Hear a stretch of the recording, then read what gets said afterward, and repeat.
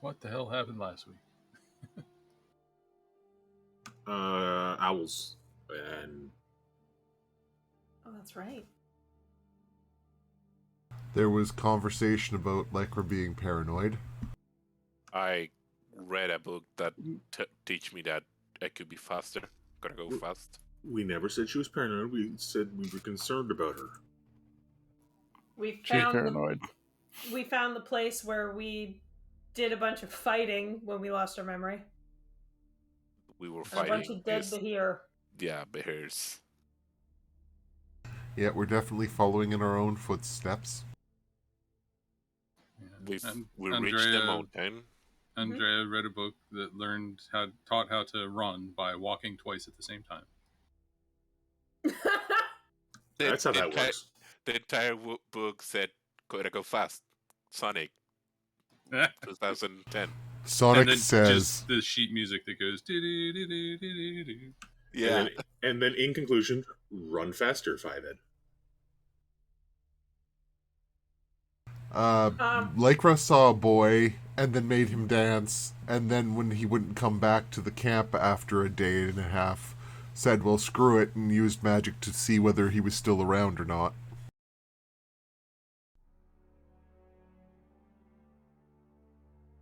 And then we went up the mountain to the cave where Eris could sense some dragons. And found a man who is not a dragon, but who seems to indicate that he was the one that gave us the memory loss. Quote unquote, we didn't learn the lesson. And we argue it's hard when you don't remember the lesson. That's fair. As a point of order, Eris didn't know that she sensed dragons. There was just a thing, and then she's sort of working it out at this point. Mm-hmm. And you told us that besides the kid, that we know the name, but I don't remember the name. There was also, like, randomly while we're talking, Eris has another little child in her hands. Yes. So right at the end there, the man whose name has not yet been revealed cast what I think you all eventually figured out was True Sight.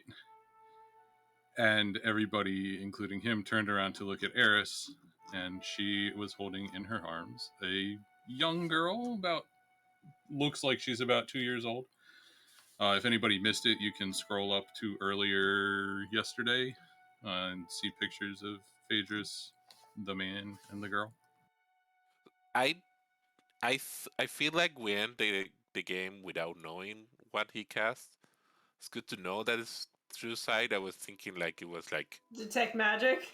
No, like you're gone for this world spell. Well, I do remember that Jamie or Estella figured out that it was divination magic, because I still had my detect magic site up. Yeah, so I knew it wasn't dangerous. At this point, there is two emotions that go across his face. They're both shock. One is a little bit of anger, and the other one is a bit of just shock, I guess. And he says, Willow, what are you doing? You said Willow? Willow. Turn around and can we can see the girl? Yeah. Huh. Come back over here. It's not safe. And she turns around and looks at him with an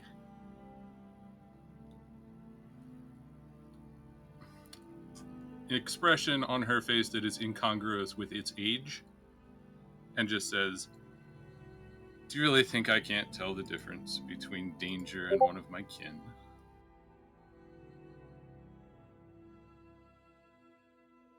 Does she look like Eris? Not really.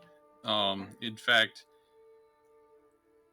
she looks more like Phaedrus than either of them look like Eris. Okay. You will remember, though, that Eris looks shockingly similar to Andrea. Yeah, okay, that's fair. Yeah, and Andrea is Autumn right now, so they're very look-alike.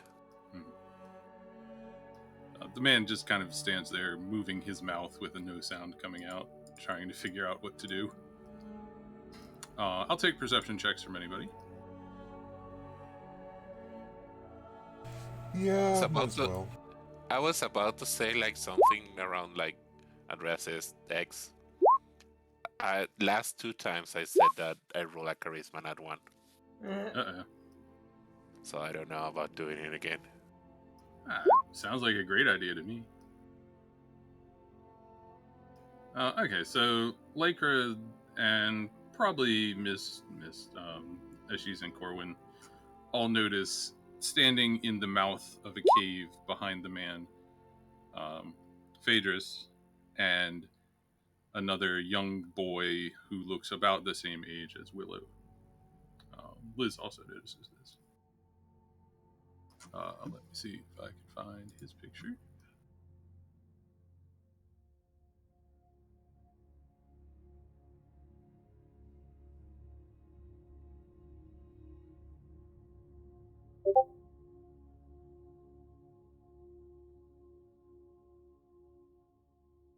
And Lycra, you notice very far back in the shadows a girl who looks closer to Phaedrus' age than Willow's. She seems to be hiding. I think Lycra kind of puts her hands onto her hips and turns, letting her gaze shift over the assembled children and then back to the man.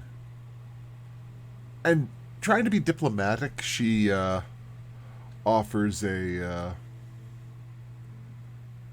not a hand per se, but gestures to the kids in general, and just states, it's understandable why you look a little tired.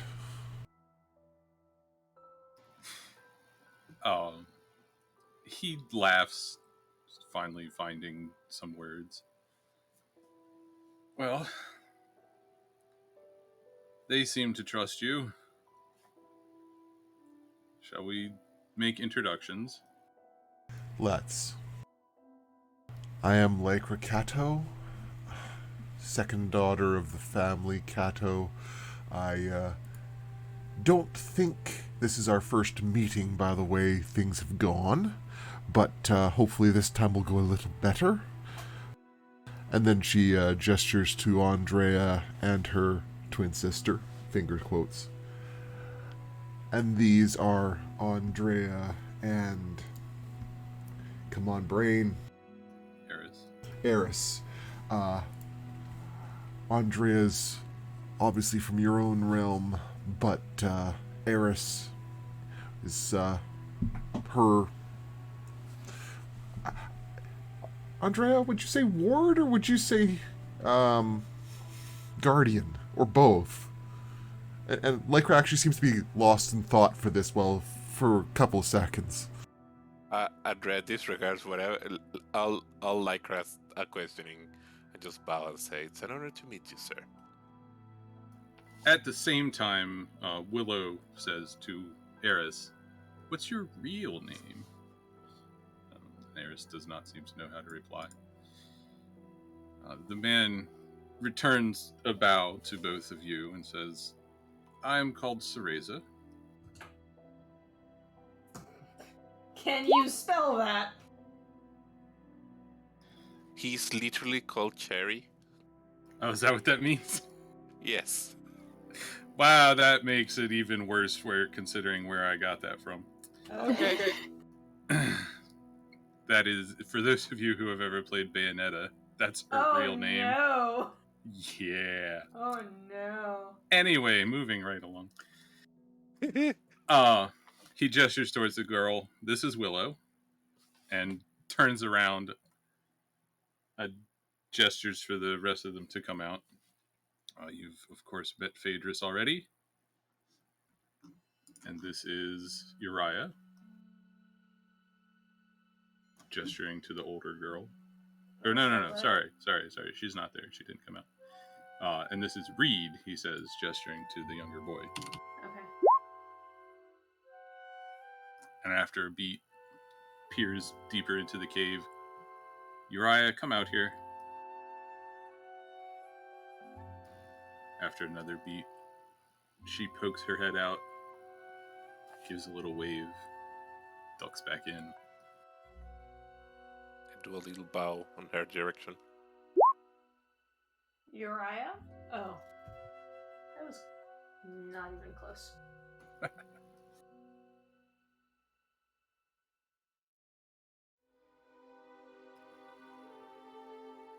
I will give just like a little bow to all of them.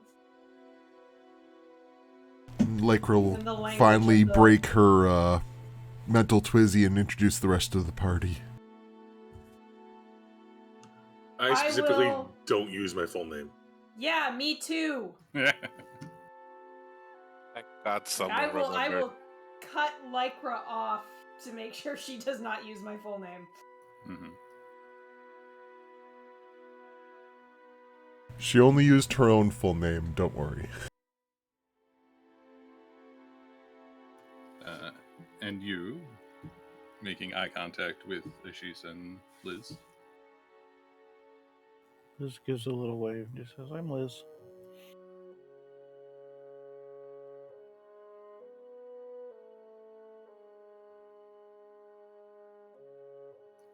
He nods and gestures towards the entrance of the cave behind him. Well, let us continue this conversation in more comfortable quarters. And turns to walk inside.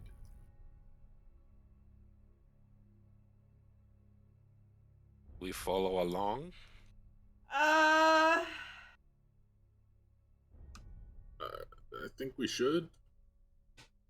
He's got answers, probably. Or at least questions.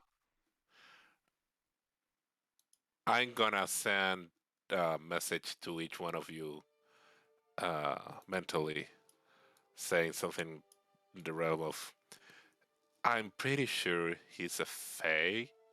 Please be respectful. I would Please, like. also, please be careful. I would like to turn to Willow, the little girl. Mm-hmm.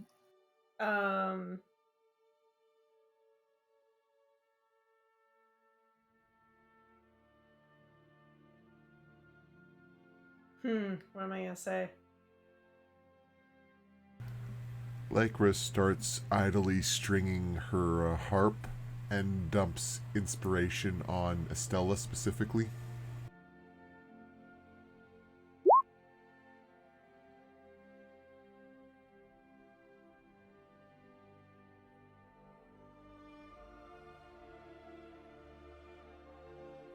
We've got 10 minutes, so don't feel like you need to rush to use it, but it's available. Okay, thank you.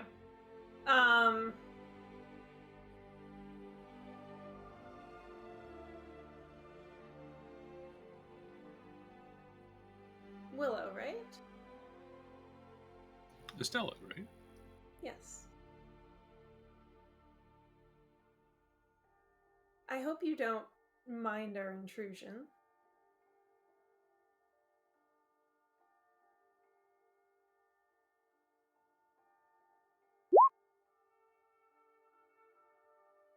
Was that the end of the sentence?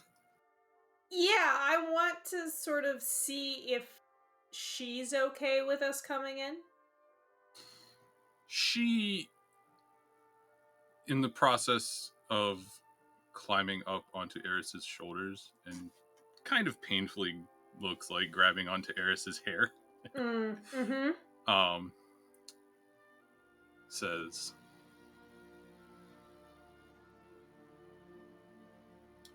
you seem like friends. Well, we're friends of your kin. I'll look at Eris. There's a lot of expressions on Eris's face at the moment. Seems like you have a lot of little brothers and sisters now. Yeah.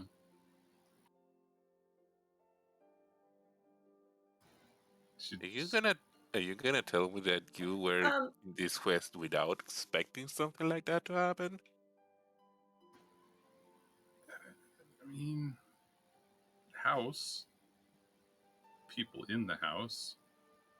Different things. I kind of nod my head back towards where the man walked. Do we know did he say his name? Soreza? Soreza, yeah. He's not like you. Is he? No, he found us. He was friendlier than the last creatures that found us. What were the last creatures that found you?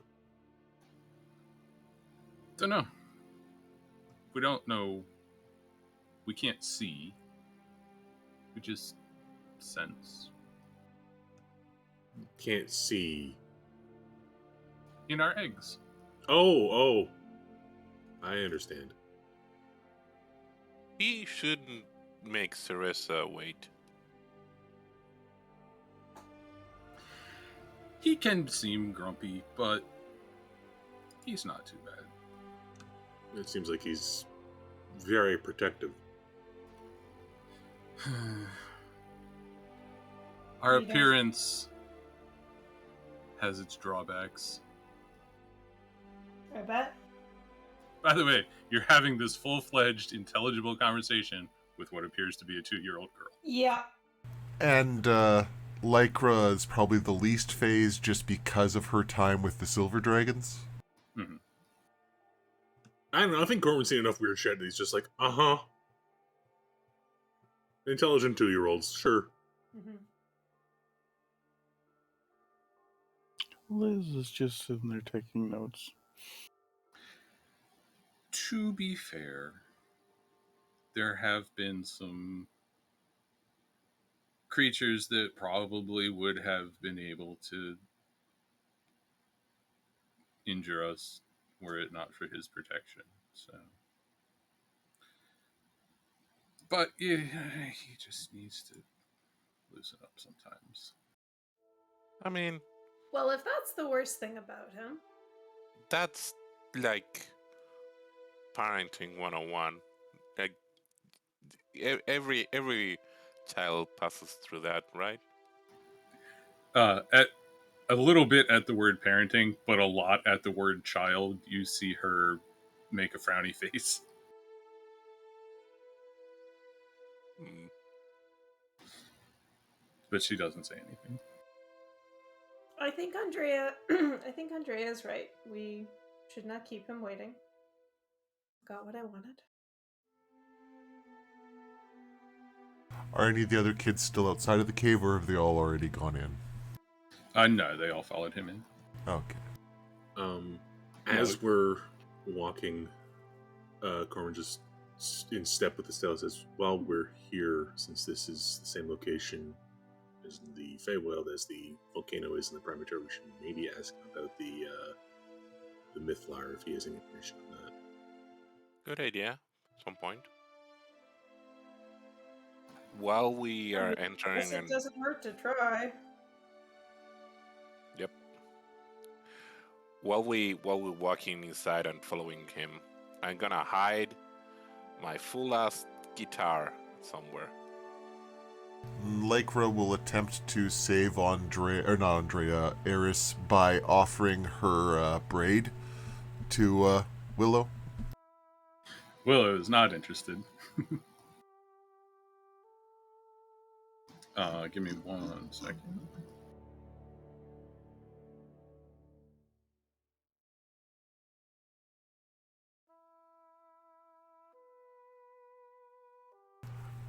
Sorry, Eris, I tried.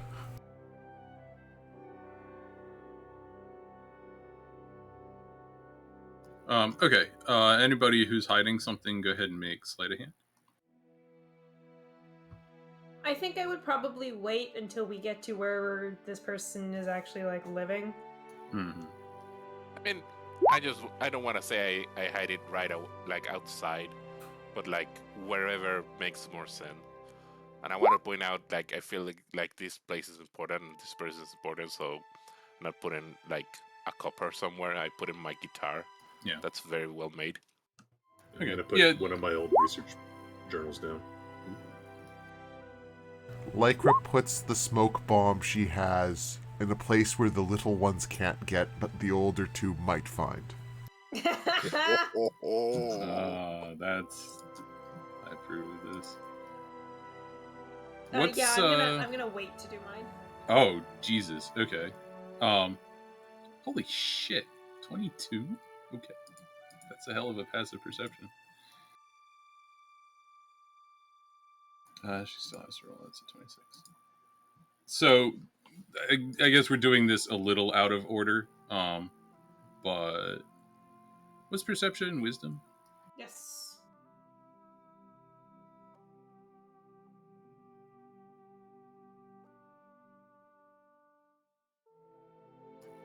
Whenever it is that you go to do that, Andrea, Eris will grab your hand and whisper in your ear, "This is my house, not his." Is it? Okay.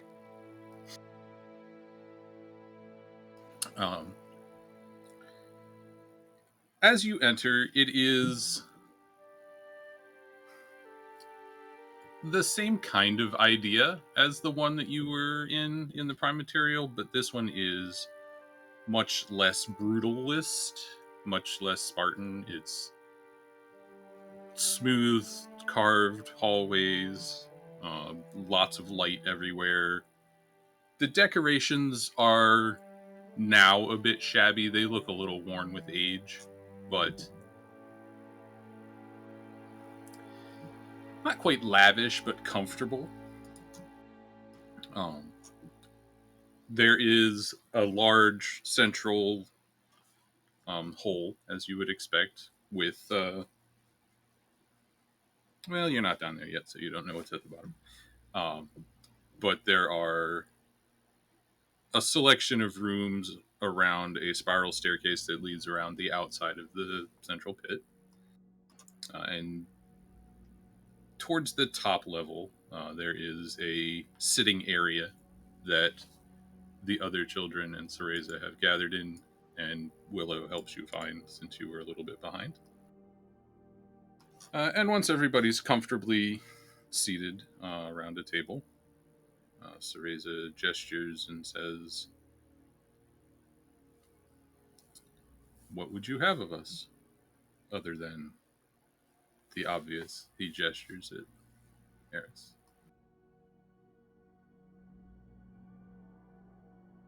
I don't understand the question. He's basically saying, "All right, what's up?" This was why we came. This is kind of it. Explain a little bit.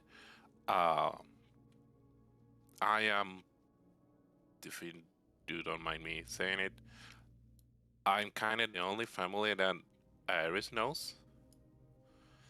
And we thought it was time to seek where she really comes from and where is her family.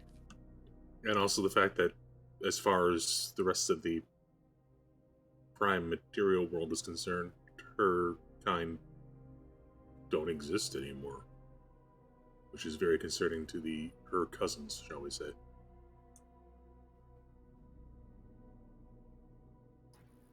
Cereza nods. I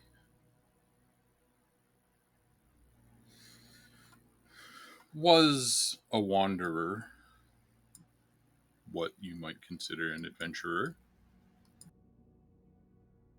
One day I adventured my way into this place and found their eggs. He gestures at the children. Mm-hmm. They, one by one, decided to hatch. And I couldn't leave them to fend for themselves. That's very good of you.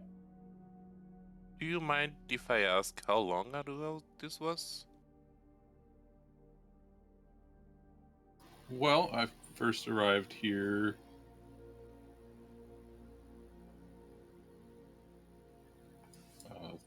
4 years ago. He hatched shortly thereafter, pointing at Phaedrus. And they followed also. So it's unlikely we have any information on Eris specifically, considering she's significantly older.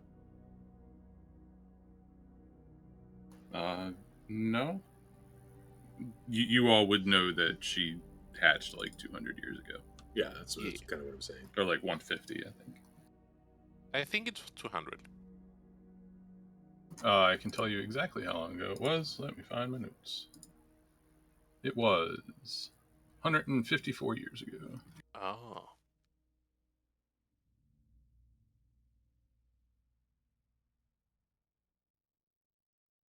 And what of you? What brings you here? Or, well, no, that's not what he asked, because you've already said that. He says, what's your story? Gesturing at all of you, not just Eris. I kind of raised my eyebrow at the group in the how much should we tell them kind of.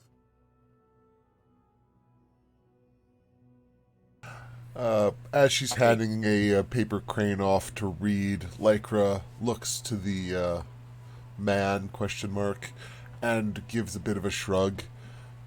We're also adventurers, so to speak. We're trying to find answers to things like what happened to Eris's people and why they're gone from our realm. In this case, we thought we'd look into what had happened that got her here. And that led us to you.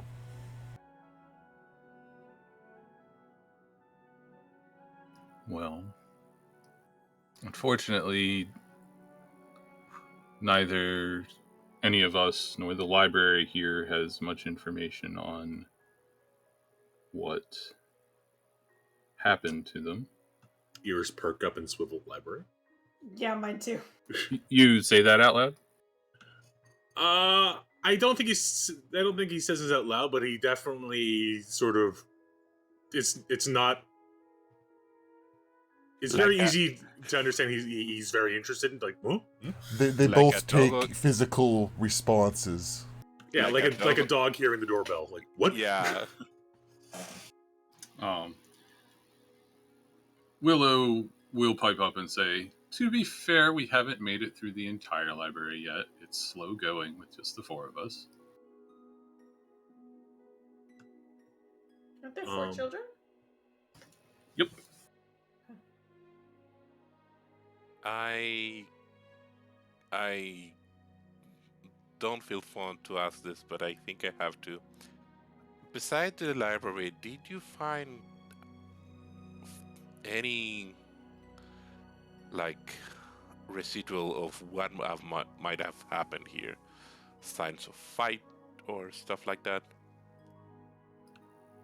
Cereza shakes his head. It looked like, and based on what they say, before I arrived, some sort of creatures were living here. They were large, but I don't know what they were, and for some reason they had all left by the time I arrived. Tangentially to that, you've been here several years, you said? I first stepped foot here 4 years ago, yes. Have we constructed an item that in the place that correlates to this place on the prime material, and it has disappeared? Have you happened to notice anything strange in the past several months? In gestures roughly where the caldera would be? No, nothing here. Okay. We can discuss this later, but I might be able to assist you with that in some way. Yes, Guasta. Can I roll an insight in general to see if he's telling the truth on all of this? Yeah, go ahead. I don't expect to succeed. But it's a 19.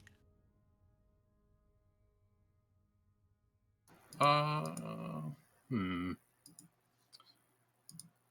Let me see.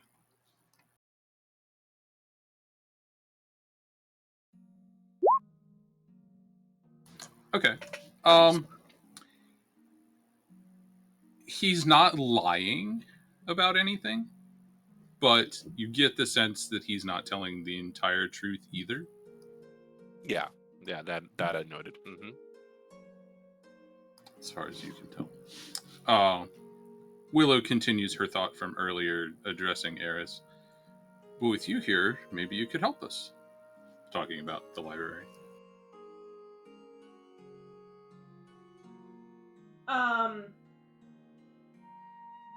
I'm gonna address Willow again.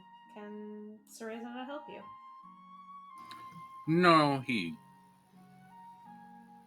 What would she say? They don't respond to him. Or maybe she would say it doesn't respond to him, meaning the entire library. I say, I bet it's the same answer, and I point one of the orb that I have. She pulls one out of her shirt that is an orangey color instead of a red color.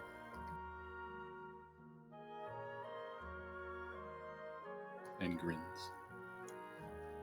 And then looks a little disturbed. Where did you get that one? So, in the prime material, this mountain is also the house of a cast of dragons. I mean, it was.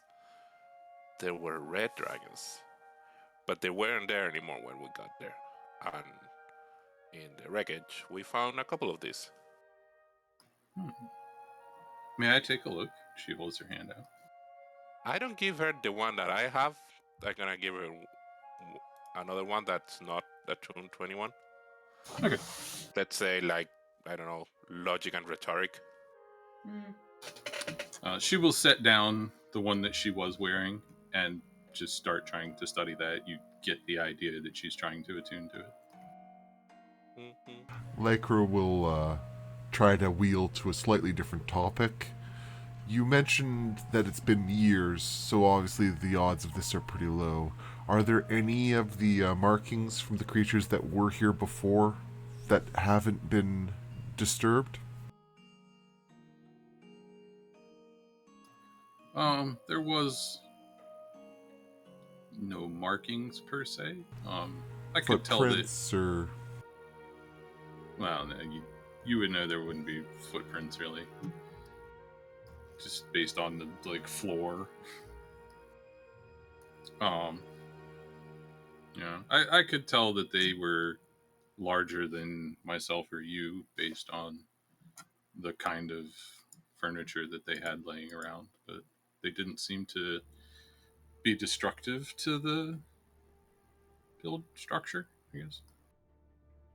Huh, furniture. Alright, so at least it implies cultural. He nods. As glad as I am that we've found Eris and brothers and sisters, this doesn't really answer the question that we were asking when we came here. We don't know what happened to the others. No, it doesn't, but it's a step. And there might be information in the library. Teresa, do you mind? Would you mind if we looked around? If we helped you or helped your children find some answers? You're certainly welcome to try.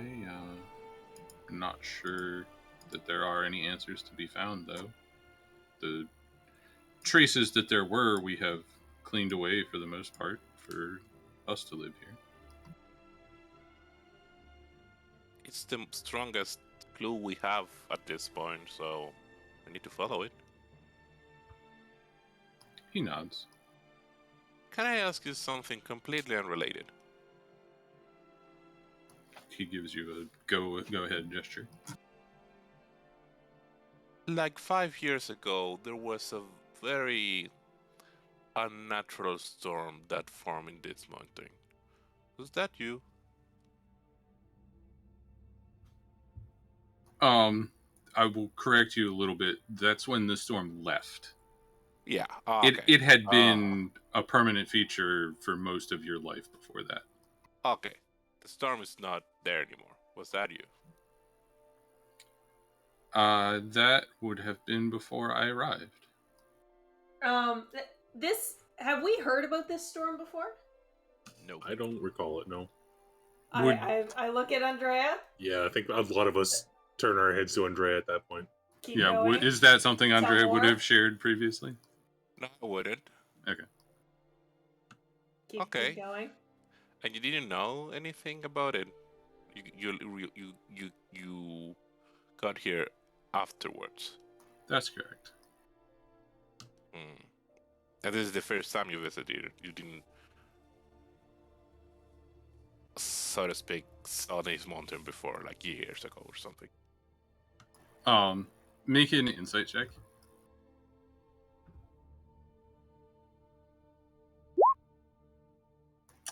You did not pick up on the subtext he's trying to give you.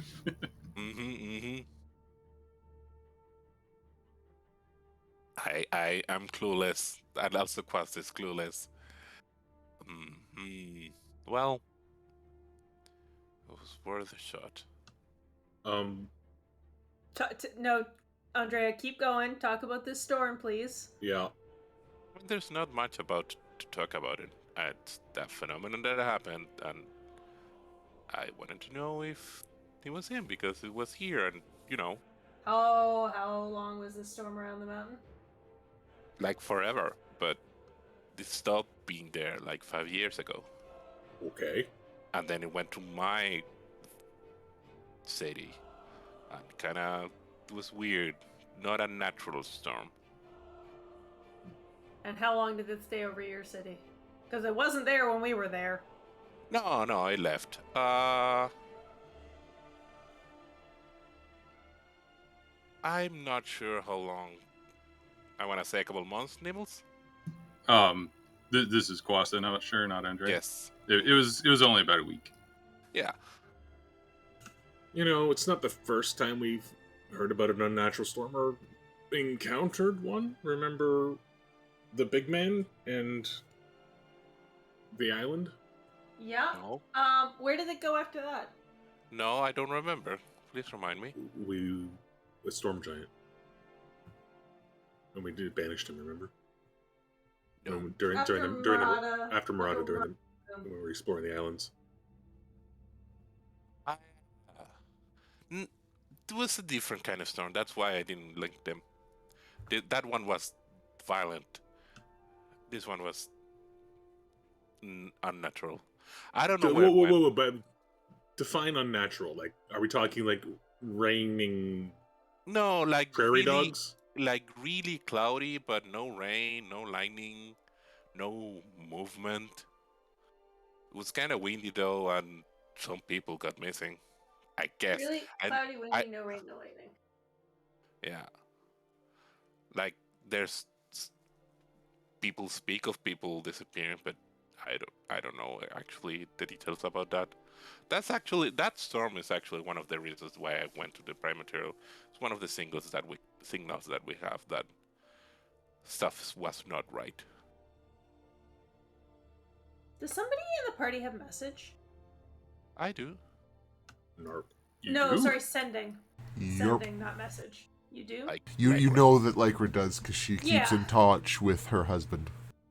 Lycra? Would you be willing to send a message to... Fuck, what's her name? Old lady. Vicky. Please hold while Nibbles has a panic attack. Who the hell are you messaging? Please, no, it's the... No, that's too far Old back. lady. The hag?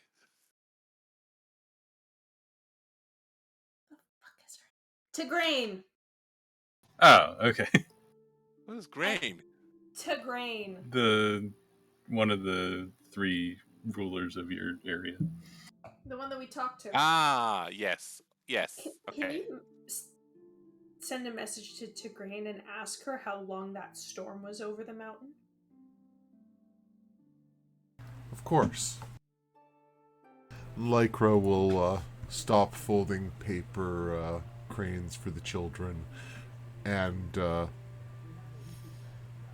clear her mind and use her last level 3 spell. Mhm. And do we have a title for Tigraine, or? Probably just lady. So I guess the message would go something roughly, Lady Tigraine, we were just wanting to inquire more details about the duration of the strange storm over the mountain. Do you know how long it lasted? Something to that effect.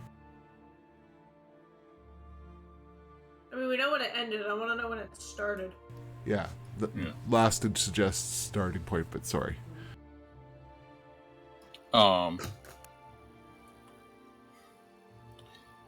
Just you'll get an answer of some kind, but how friendly it is will depend on a charisma check from you.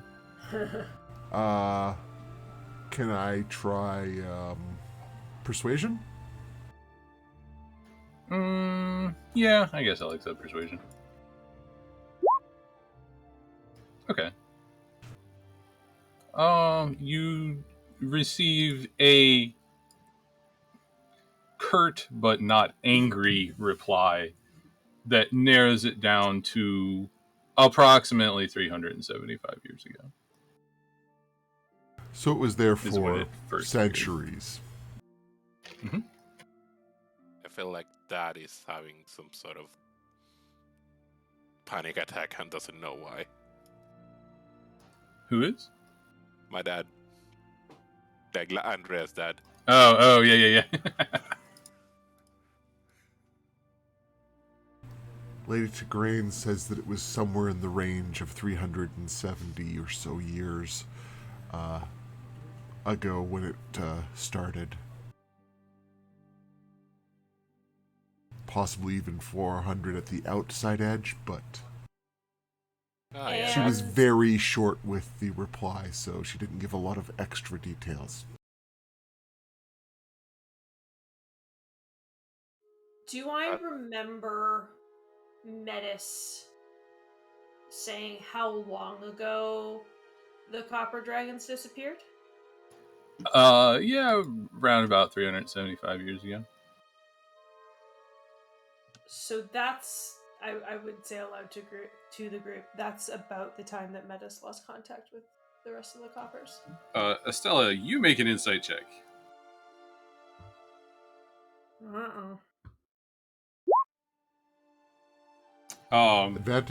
Inspiration? Oh, you do have inspiration. Sure, I mean, I might as well use it. Is it D10? Yep.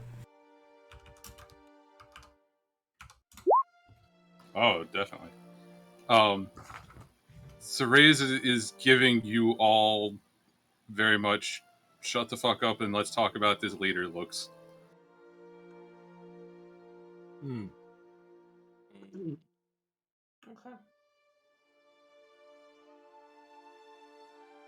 There, you glean that there is something here that he does not want the children to know. Okay. Yeah, it's kind of like outside game. It's kind of rude for us to get to this foster father. Like, hey, how did this kid's parent died? We just met. Yeah, but they're not they're not really children, though. No, but that doesn't mean that he doesn't think of them as children. This is table talk, right? That's Yes. also very true. Okay. Yeah, you're definitely getting a undercurrent of, I'll say tension, but there is definitely a push of him treating them more like children and them not 100% appreciating that. Yeah. Just being very overprotective dad. Yes. And now that we've been talking to him for a while, can I try to determine if he is actually human or fae or some kind of mix? How? Well, first of all, he appears to be elven. Okay, well, elven or fae, but yeah, that's not the important part. I that's a good point. I guess it's just trying to dig deeper into his features and base it on what she knows of the nature of elves. I guess. If for me and for David, as I remember, native elves of the Feywild are all Eladrin, but that Yes. wouldn't stop other elves to come by. I mean, there have been. Also true.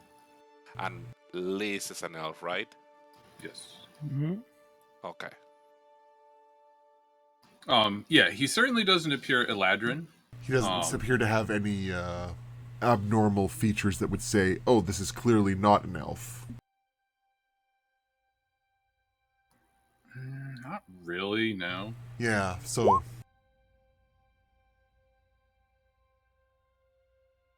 Oh, that reference. Getting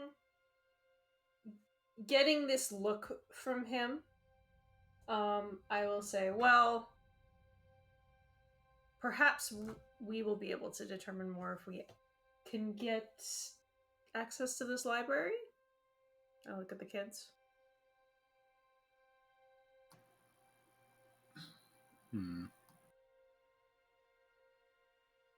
I think you know enough at this point to know that you're not going to be able to read anything in there. I know, but I'm wanting to split the party here. Gotcha. I feel like Stella.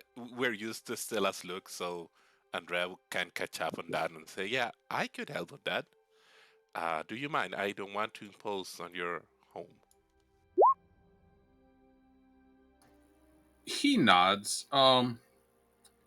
Yes, why don't I show you to the books I have brought with me? And we can leave the five of them, gestures at the kids and Eris, to catch up. Are you okay with that, Eris? She nods. Have fun. You see lots of emotions happening. Yeah, she's gonna be comatose for a little bit. Okay, so Cereza will stand up and lead you further down into the lair, to what looks like several rooms that he uses as his personal space. Were there a lot of side paths on the way? There's no side paths. It's just a lot of rooms opening up off of one stairway that winds its way around the outside of the pit. Not dissimilar actually to the way Jamie described the Elderbrain's lair, but a little more accessible to people with feet.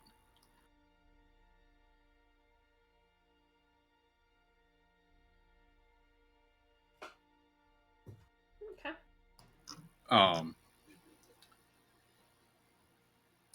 Andrea, at one point,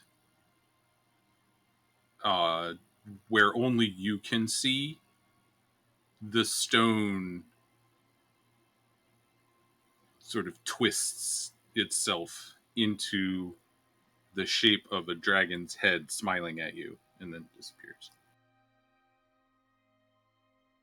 You smile like welcoming or evil grinning? Not evil grinning. More maybe mischievous. I stop. I don't call attention to me, but I also don't want to. I don't try to be sneaky. I stop and look at that wall. Poke it. Solid step.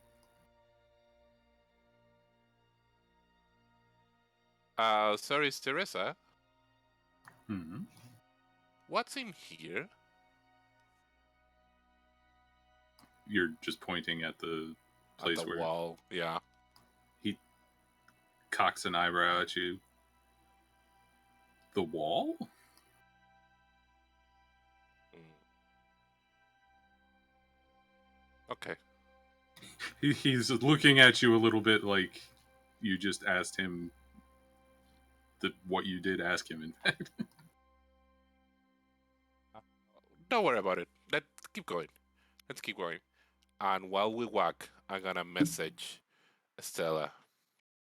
Hey Stella, Yes. could you I don't know if you can, but as far as you can are able, could you have a mental link with Ares open while we're Nope, we're separated? already too far away. God damn it. It's 30 feet.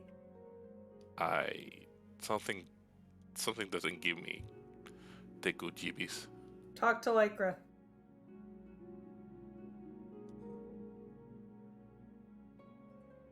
I tell Andrea to talk to Lycra. Yeah. I don't know. It's I don't have a specific message to her. I just want to know if something happened. You know what I mean? I leave it at that. Okay. I mean, I would like message Andrea back. You know that disappearing thing that she does? If you're that worried, have her go watch Eris. Although Is the this Fae could probably permission? see that. The Fae could probably see that. Now that I'm saying this out in my head, this might be a bad idea. Yeah, I actually calling Lycra. Lycra, make sure to not do that. He will see it and be totally rude.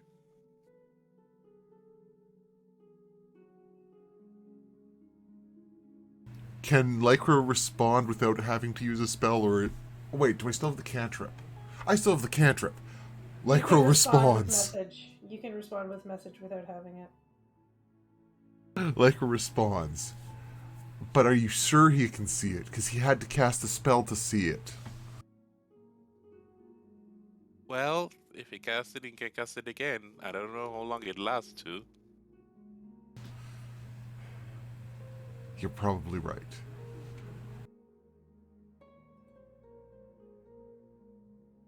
I don't know how long it lasts either. Okay, following along. Okay. Yes, so you are now alone with him. He chuckles to himself a little bit and looks confused. And then says, I have not brought it up to them, but I am fairly certain that their family was killed by storm giants.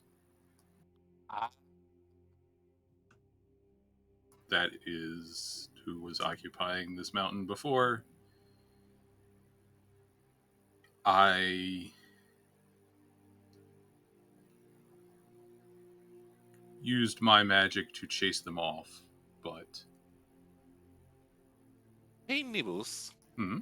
This is twice already that storm giants have come off from the Feywild. Does Andrea know anything of them?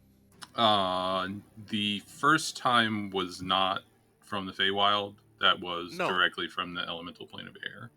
I thought they came in from the... Okay, from elemental plane of air. I thought it came in from the rift of... Okay, say nothing. No, there were different thin spots to many different planes. Yeah, I remember now there was also a watery one. Mm-hmm. Well, let me reformulate. What do I know about storm giants in general? Make a history check, I guess. I'm very well versed in Fey history.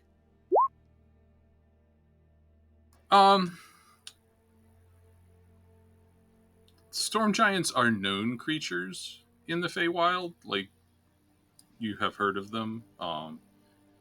They are not always hostile. There are friendly ones. There are hostile ones. Some are more everything I see is mine, and some are more just citizens of the world. Are they hermits? Do they have a nation or tribes?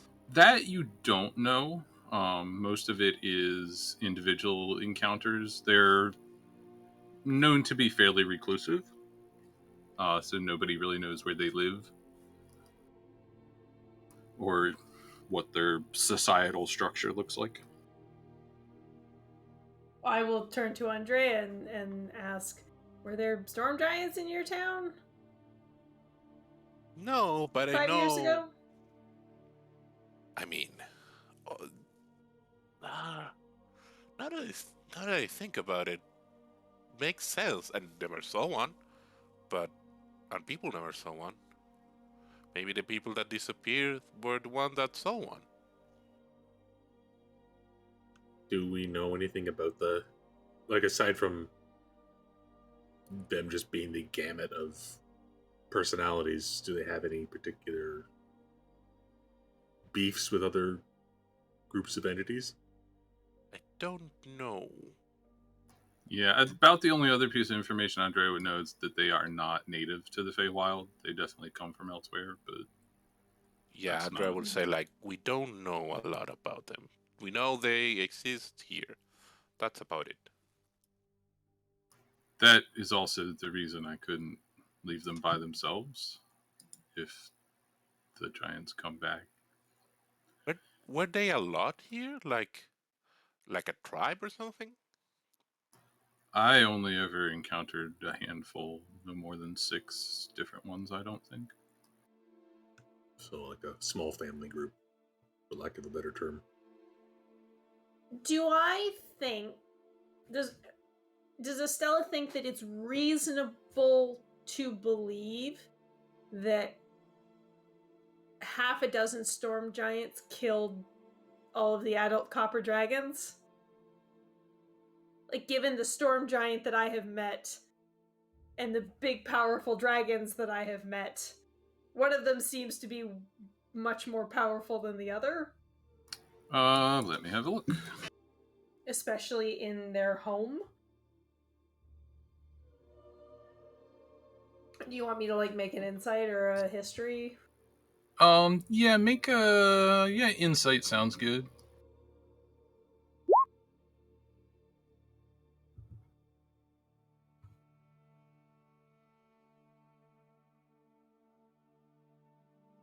While this conversation's going on, Lycra quietly casts Enhance Ability, and I'm gonna go with,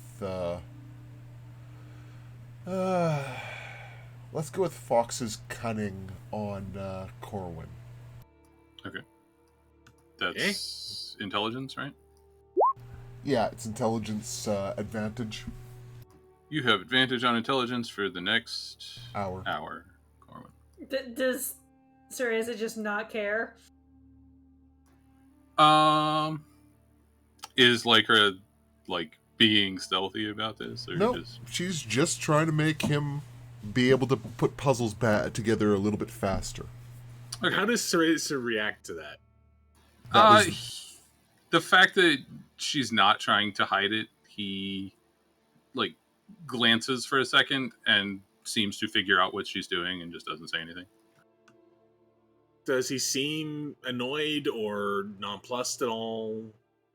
Or just whatever? Make an insight check. And I'm getting back to yours, Jamie, sorry. That's okay. I mean, he doesn't look angry and he doesn't say anything. I'm just gonna pull Lycra aside. Hey, be careful with the spells you're casting. We're in someone's home. That was the point. Message. That was the point. I was trying to see if he would. Then don't hide what you're talking about. We're in someone's home. Please. So I was trying to say 2 separate things. So the message is that was the point I wanted to judge what his reaction was. Out loud, she just says, "Of course, I should have asked. I apologize." Regardless, it's rude. Okay. So getting back to what Estelle was thinking about, you would estimate that Eris in her dragon form and the storm giant you met would be about evenly matched. Eris, the teenage dragon. The adult dragon. Young Yeah, adult. but Edis, Metis is much more powerful than Eris, right? Yes. Okay. Can I? I will message Cor. This is not a mess. This is my my awakened mind. I will say to Corwin, I have my doubts about this. Yeah, on that same vein, I wanted to ask. I don't know if I'm gonna get something out of it, but I want to do another insight. Like, I'm less and less trustful of this person. Okay. Yeah. Go ahead. Like that other thing that I saw, it gives me the heebie-jeebies. Ah, He has definitely changed demeanor to more open. It seemed like when he was being evasive, it was more for the benefit of the kids than you.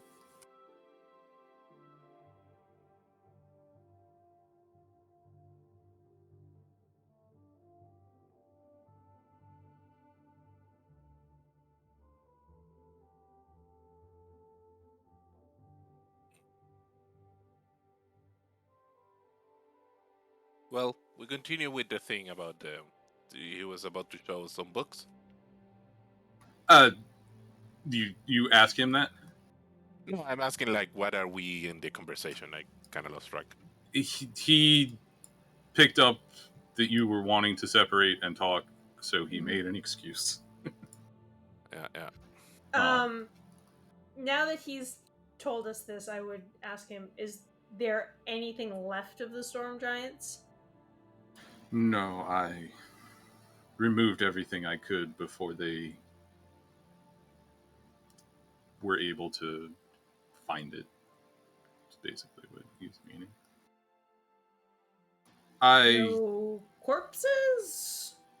Oh no, I didn't kill any of them. I'm not strong enough to take on 6 storm giants by myself. But you drove them off? I am primarily, and he, I don't know, produces an item in his hand that you wouldn't expect to see here. Bat, an illusionist, and he lets it disappear in a magic spark. I see.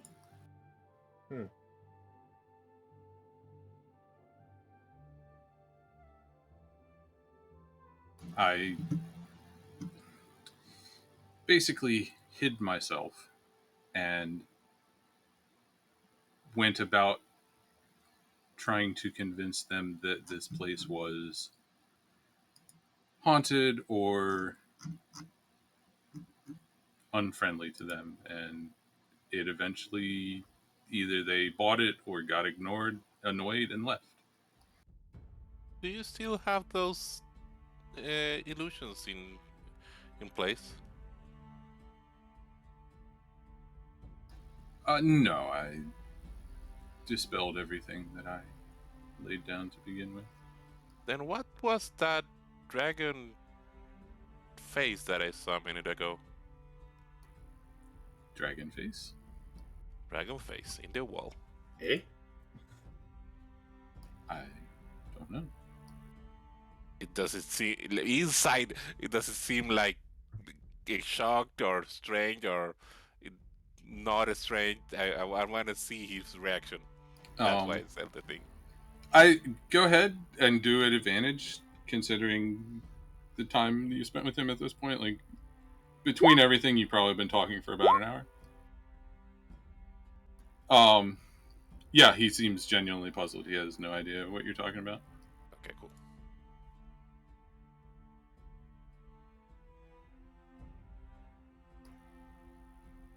To be honest, I don't really know what I'm doing. But someone had to keep him safe. And I know they don't want to admit it, but they are still just children. Even if they're spookily intelligent children sometimes. Nibbles. Hmm? He keeps having these tiny little breaks. Can I insight to see if his mind is breaking apart? Sure. Eh. Um,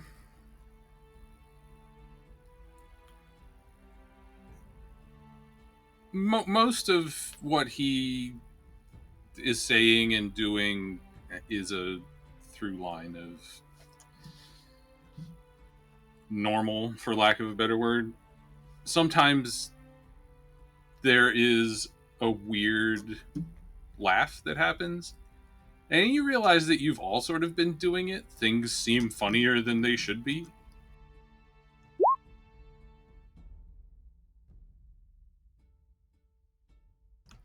When you all were having that conversation between Andrea and Estella and Lycra, like Lycra was kind of, or Estella was cracking up inexplicably. Why? Huh. Do I remember? I, the player, seem to remember hearing something about the copper dragons being very mischievous.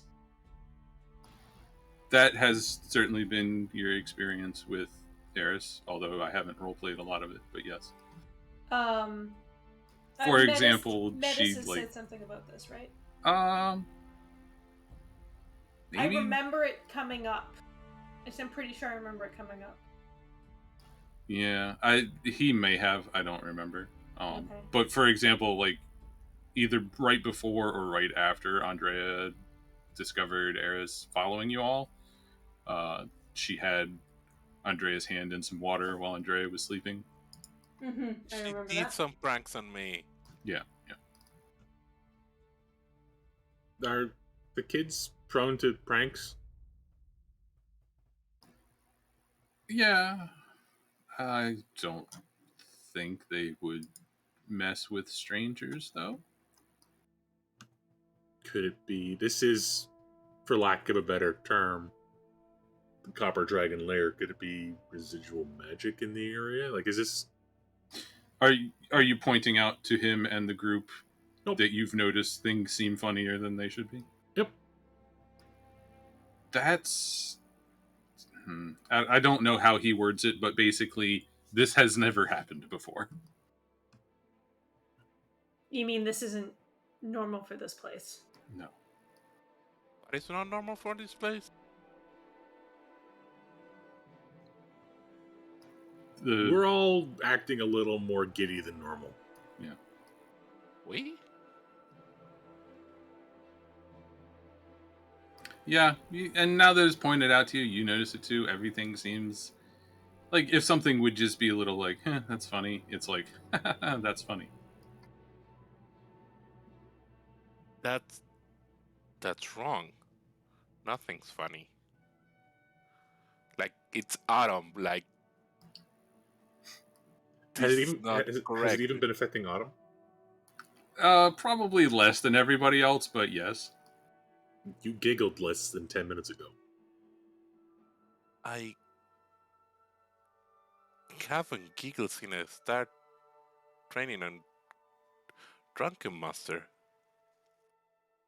To Autumn, the idea that she would giggle is funny. See? What? This is not good. No, I think it is good. Yeah. To a degree. I mean, I don't like my emotions being affected without my consent, but... Everything affects our emotions without our consent. You know Side eyes. What did David said? What do you say, David? Emotions being affected without consent. I didn't hear what you said though. Yeah, I Oh, think. I said side eyes.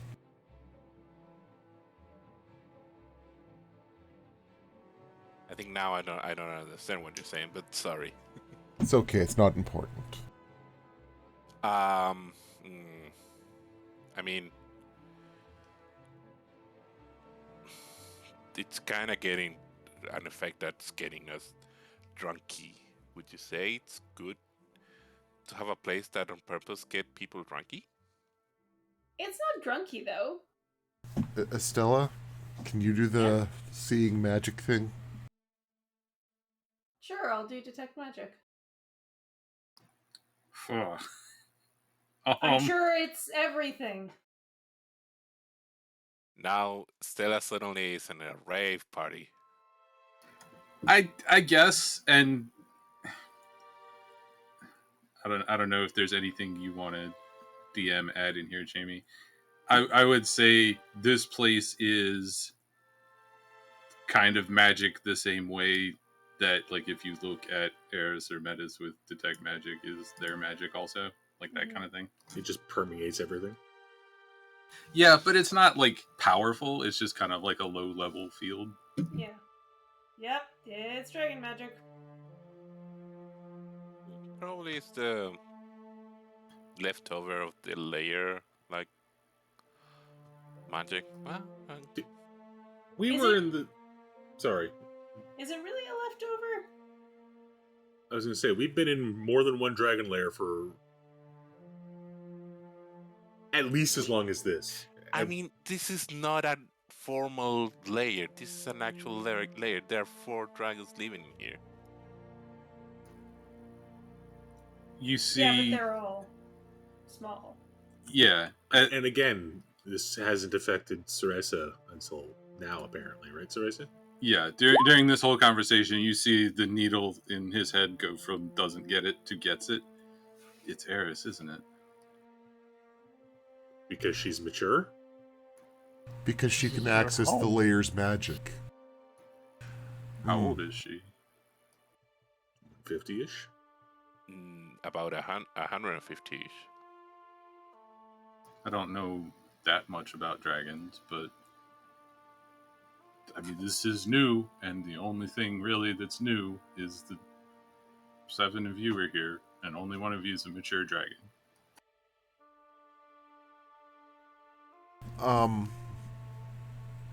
Would Lycra have overheard Eris telling Andrea, this is my home?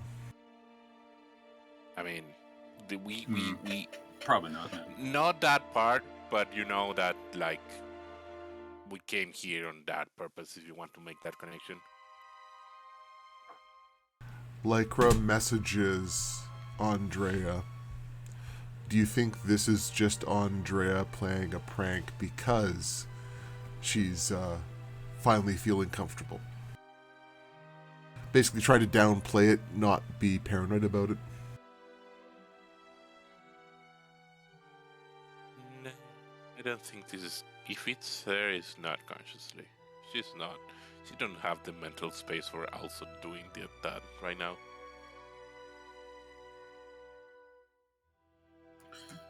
Perhaps we should return to them. Is there anything else you wanted to discuss before we do?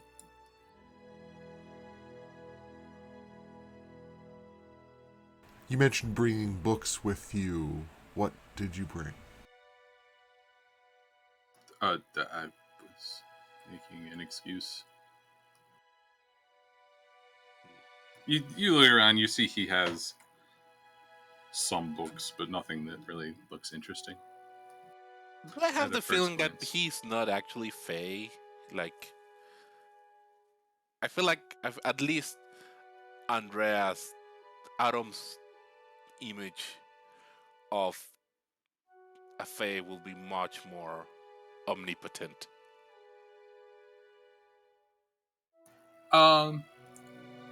I think you should just go with that then. Yeah, but Andrea would also know, don't ask, so she has her doubts. Mm-hmm. Lycra takes 2 seconds to just skim the covers of the books, so that way she knows what the books are about. So if the kids ask questions, she won't be completely cut off, off stride. There we go, off stride. Yeah.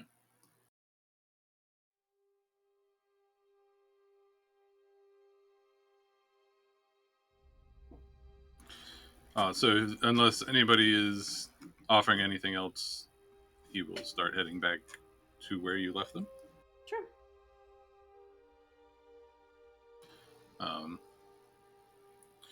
Yeah, as you're approaching, you hear coming out of the room music, kind of like just a faint little woodwind melody and like some bells behind it. Okay. But as you enter the room, it just trails off and stops. Is there somebody that has a guilty look on their face? Make a perception check, or well, I guess insight. No, they seem like they're just sitting around having a conversation, basically. As you walk in, Eris looks up to Andrea and says, "Can I talk to you in private?" Sure. I meant to actually the same. Okay. She pulls you outside, and do you let her talk first, or do you try to talk first? Yeah. Okay. In our travels, I guess you've come to know that dragons generally have 2 different names. Yes. I haven't known my family's name until now, and I need to choose one. Would it be okay if I chose Drea? What do you say, Andrea? Just not the A-N, just the second half of it is what she said. Andrea.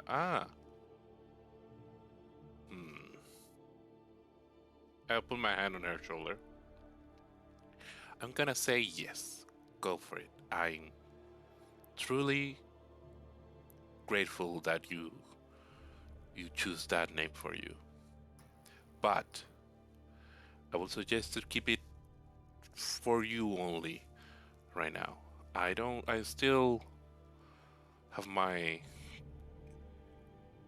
apprehensions of all of this. Something still feels not right. Really? Yeah. She's kind of both figuratively and literally beaming, as in the rocks behind her have lit up in sort of a halo around her. I think it's great here.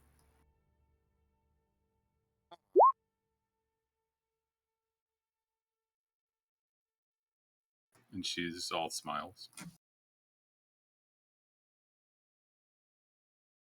And she looks a little more serious. Why? What's wrong? You know what? Maybe it's just my apprehensions. I might not be father figure, but I'm a sister figure. In the halo of light, another one of those smiling dragon faces appears.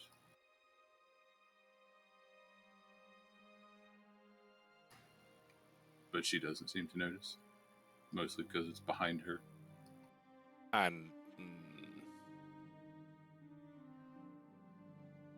it doesn't disappear right away, if you want to try to point it out. yeah, I gotta try it. Do you see that? She turns around real quick. Oh. And her forehead wrinkles a little bit with concentration. And then it slowly begins to disappear, and the light fades as well. Did you do that? I think so. And she does it again, and it pops up again. Oh, okay. Ruffle her head. Her hair. I think it's just me. I think you're fine. I think you're at home. She looks a little abashed. Okay. Hey, weren't you playing music back there?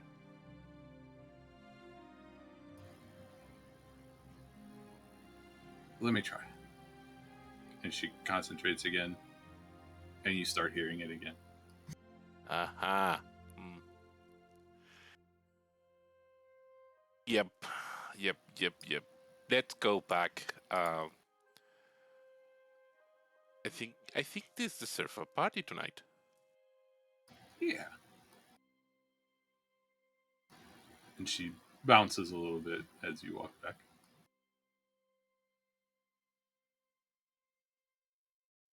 We come back. Very happy. As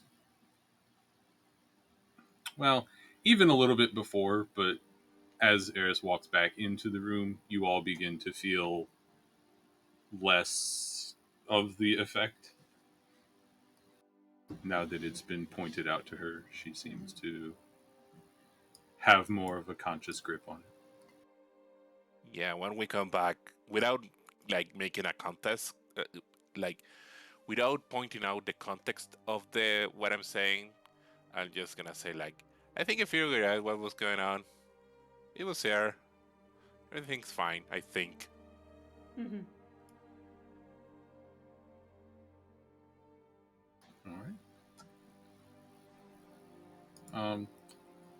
I don't think there's anything more that I have to roleplay out. If anybody else wants to ask questions or anything, you can do that. Otherwise, we can say you visit throughout the evening. If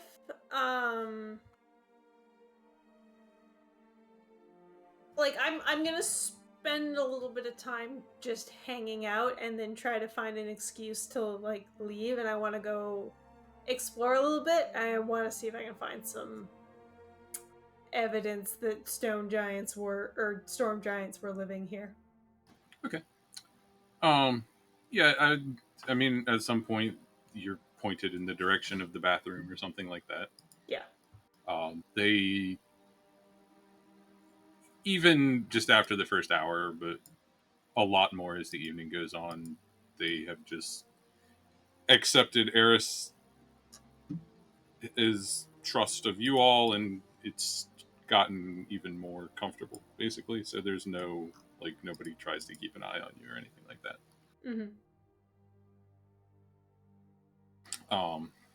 Yeah, if you would like to make an investigation check. I would. Okay.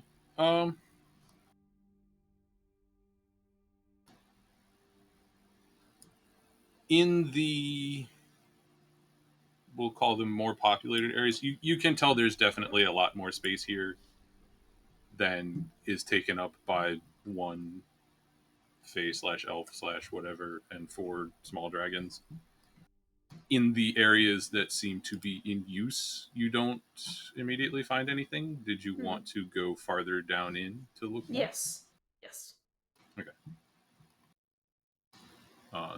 As you descend, you see at the bottom a full-on dragon's horde. It is not very well organized or as large as the one that you saw in the Silver Dragon's lair. It looks like portions of it may have been removed, but it seems like there's still a pretty large pile of what you would expect to see. Tucked into the corner of one room all the way at the bottom is largish furniture that is covered in cobwebs. It certainly seems to line up with what Cereza was talking about. But you don't, there's no carvings on the walls or a statue of a storm giant or anything like that.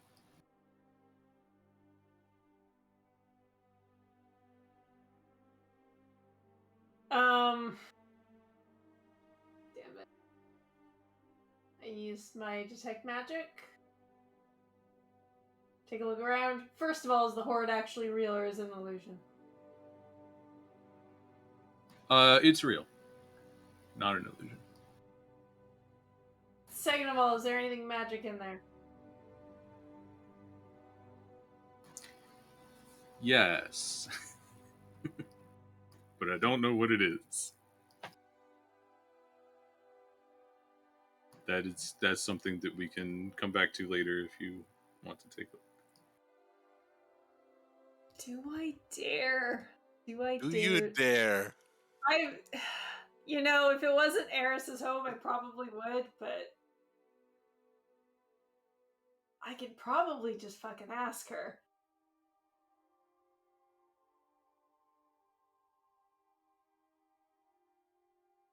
Is there anything in the horde that is magic that strikes me as being from the storm giants or from the plane of air? No, nothing that stands out as not belonging. Okay.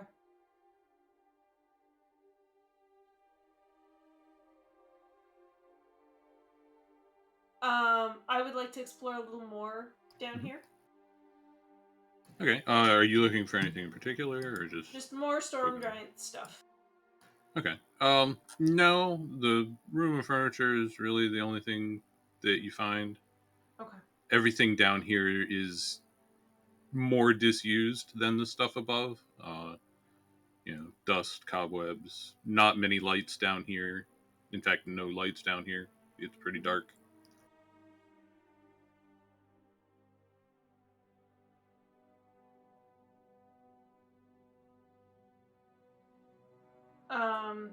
Is there a caldera that I can access? There's not. Okay. And I think talking with Andrea, you would know that this is not a volcano. Right. Do I come across any teleportation circles? You, in fact, do. Can I copy it? Yes, it's about halfway down. Okay. One level below where his, for lack of a better word, quarters were. Okay.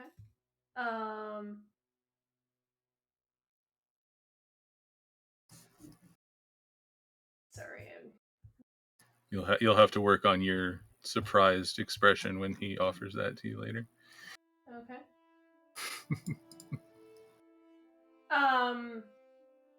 Do I know if teleportation circles will work between planes? No, because I don't. I feel like the answer is no, but is the spell teleport or teleportation circle? It's called teleportation circle.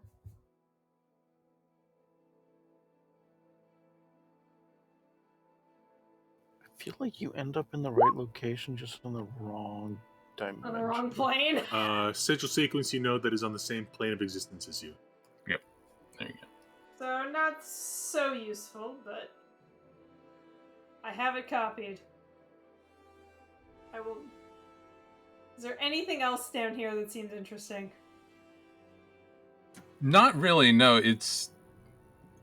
he had stated that he cleaned a lot of stuff up, and that certainly, other than the dust of the cobwebs, everything else down here is pretty cleaned out. Oh, do I find the egg room?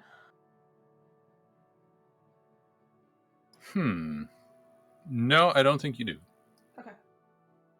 I will go back upstairs. Mm-hmm. Everybody still hanging out? I was going to say, since we've had a time jump here now, Nibbles, Lycra will spend this time while she's away doing an enchantment. Okay. Sorry, I want to say that I want to organize a party, a celebration party. Yeah. There is plenty of food, drinks if you want them, and a quite jovial atmosphere. When Lycra starts working on her enchanting, he actually stands up and says, "Oh, that reminds me," and rushes out of the room. And before he returns, Estella returns first. I go up to Eris and I whisper in her ear, "I found your inheritance." She looks very intrigued. Is it at the bottom? Is it at the bottom? Yeah, it was all the way at the bottom. Yeah, it's at the bottom. I'll have to take a look. So, and I don't know if Estella has any reaction to him not being in the room when you get back. Yeah, I'd look around and say, "Hey, where's Cesara? Cereza." Cesara. At which point he comes back in, holding in his hand a fist-sized kind of jewel or crystal ball looking thing, and in general sort of offers it out to the group. You see in the middle of it an eyeball. What? Floating in kind of a cloudy liquid, kind of like a gray, cloudy. This might help you locate the thing you were talking about. Crystal ball that got stolen. I pick it up and kind of turn it over and look at it. He will explain to you what it does as he hands it to you. Is this an ointment? Scrying eyes. Mm. Ooh. Oh, it's not true sight? No, not true sight.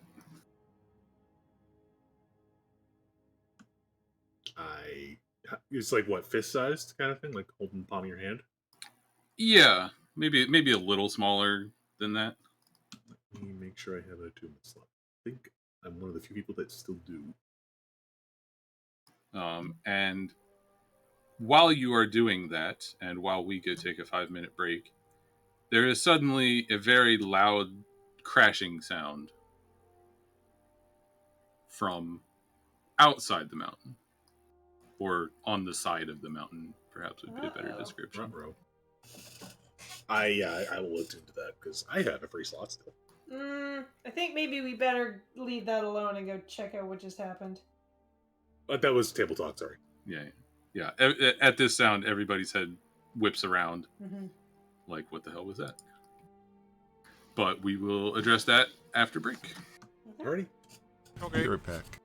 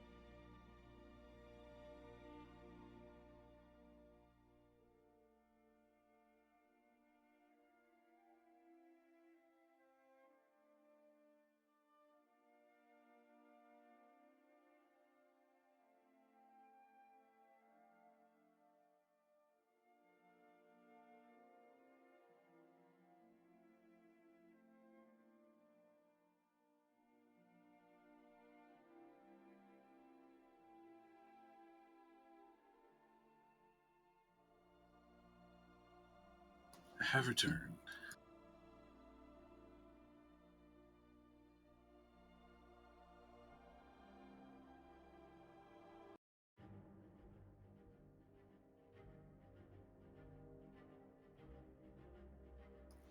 David, are you here? Yes, I just got back.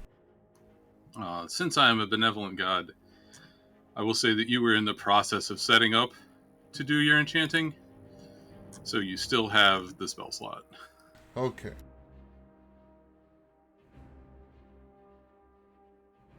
I will tick that back down.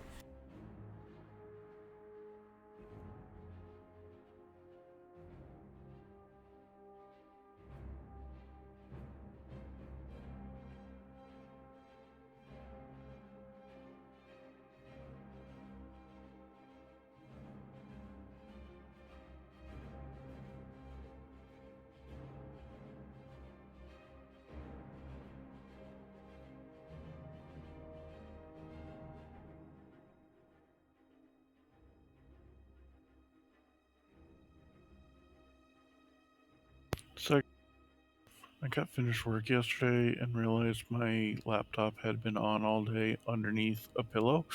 Ooh, It was hot. I bet. Like, I had to put a fan on it just so I could touch it. Ooh. It wasn't as bad as that, but my old alarm clock was underneath 2 blankets. And it's 15 years old or whatever, digital alarm clock. And I'm going, where the heck is it? I need to set it for D&D. And it wasn't that hot, but it was still warm enough that I was going, holy shit. I'm back. Welcome back.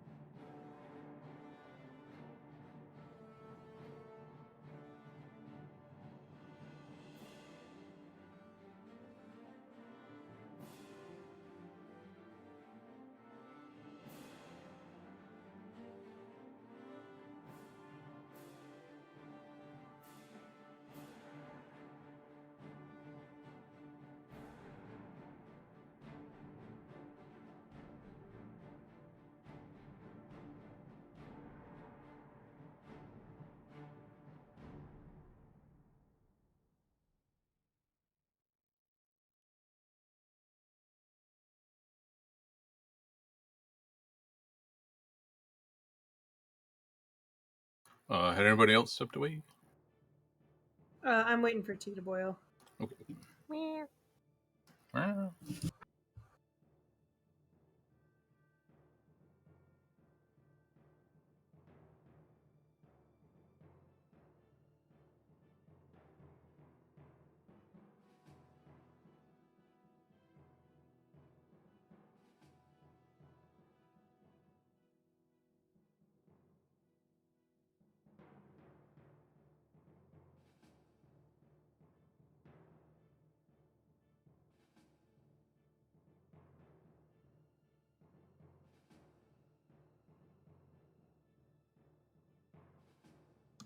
I'm back. Welcome back.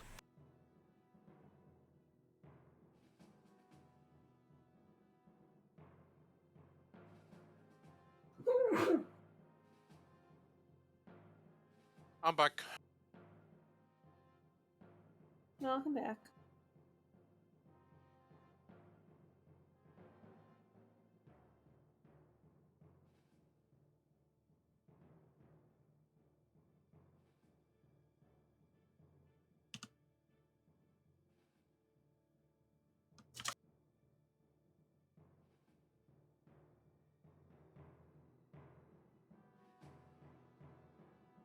Okay, be right back.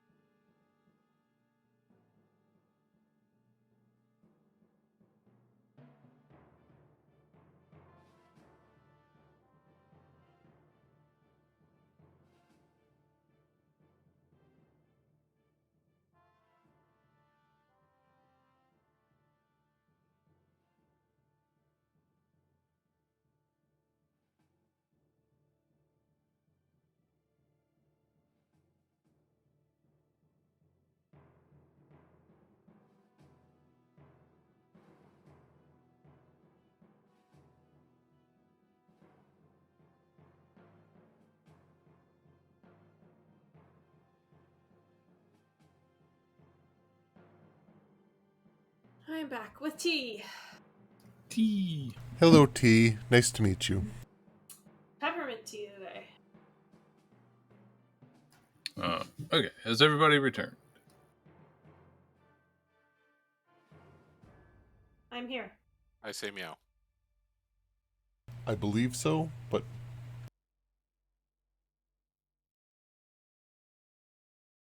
Apparently it's only 3 of us. And Yeah. Nibbles. Meow. Just not speaking. And I saw Cathana? mist. Cathana? I never left. I'm here just eating. Okay, everybody is here. So, as you hear the loud crash from outside, Therese is the first one to stand up. He says, "I'll be right back," and turns invisible. Let us know if you need any help. Okay, so no one's following him? No, I think we should probably... I'll make my way towards the entrance. Mm-hmm. But I'm gonna not go outside just yet. so Okay. Lycra is following, but Lycra is not. Is real Lycra with them, or Real illusionary? Lycra is with him. Illusion is with the party. Okay. How can we follow if he becomes invisible? I mean, we know where the outside is. Yeah. Then how, if he's invisible, there's no way real Lycra could go with him. No, but Yeah. Lycra's running to the entrance too, because she heard a crash outside. Both invisible gonna knock heads at some point while running? Phaedrus Possibly. also is standing up to go outside as well. Sigh. Okay, I'll go. I will turn to the kids, kids in quotation marks, and say, I think you guys stay back with me. Are you including Phaedrus in that, or just the other 3? All 4 of them. Okay. You will need to make a persuasion check for Phaedrus.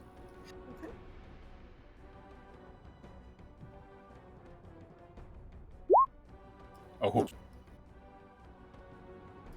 Oh. He nods and says, "I'll help you keep them safe in a Thank you. face-saving way." Yeah. So are you staying in the room, or are you just staying like in the hallway? No, we're gonna stay in the hallway. Okay. And I don't want to be too far away from the group if something starts to throw down. Right. Yeah. As you are all getting closer to the entrance, there's more of a continued crashing going on. It sounds like something, or more than one something, is knocking over trees on the side of the mountain. That's not nice. I think at this point, everybody should just go ahead and put their tokens on the map. He's invisible currently, not there. Where's the cave entrance? Where Phaedrus is standing, that rock in the middle is actually a cave entrance.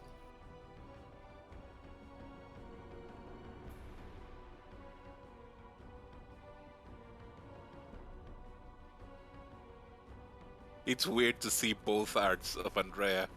Mm-hmm.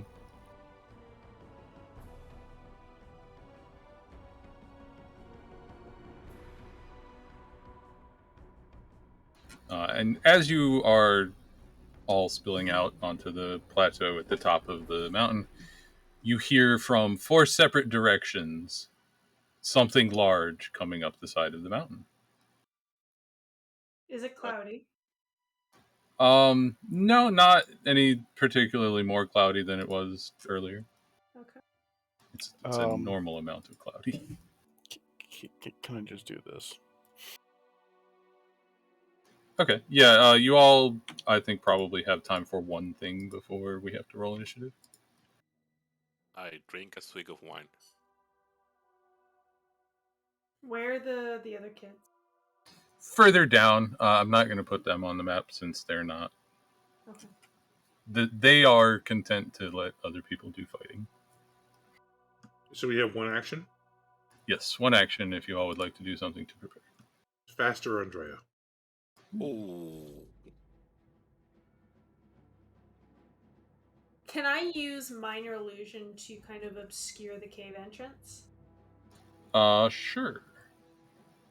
Ah, I see the spells that he has. Everybody gets bless.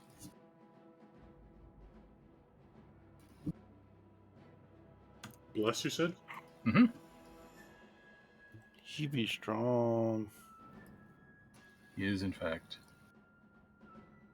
Didn't actually mean to show you all the spell list, but oh well. Not that strong. He got level 9 spells.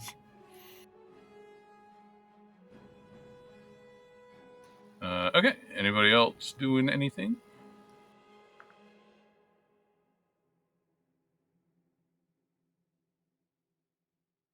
I think Lycra starts playing Barracuda.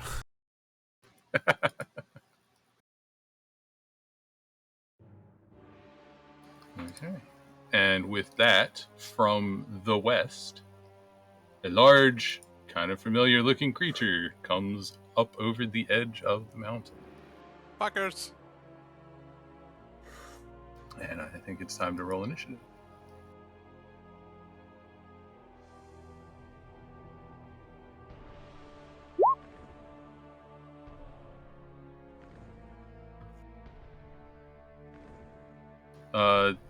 Kawasta, are you good with controlling Eris as well? Oh, geez, okay.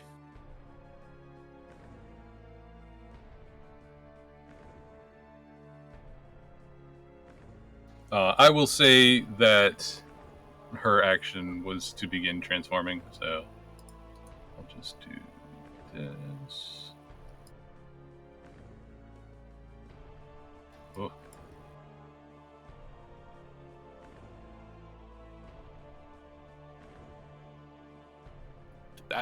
Does that token correlate with the one that I have? Should. Can you click on it and move it? Yeah, it is. Okay. So, What's with all these nat 20 initiatives? Right. I should probably roll initiative. And then there is Stella. That's fine.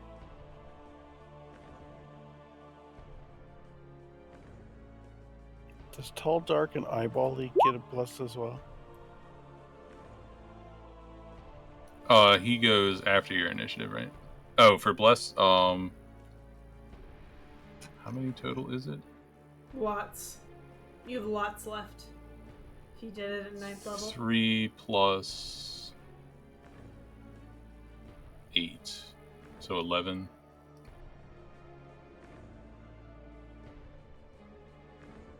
Yeah, there is one left over for Taller Larkin Mobility. I guess Iris also is blessed. Yes.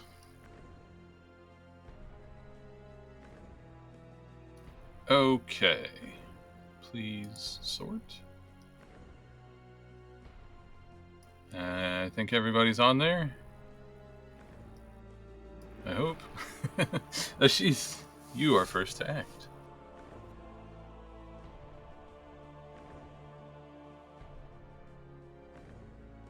Sheesh, we'll run over and stab it. Let's see.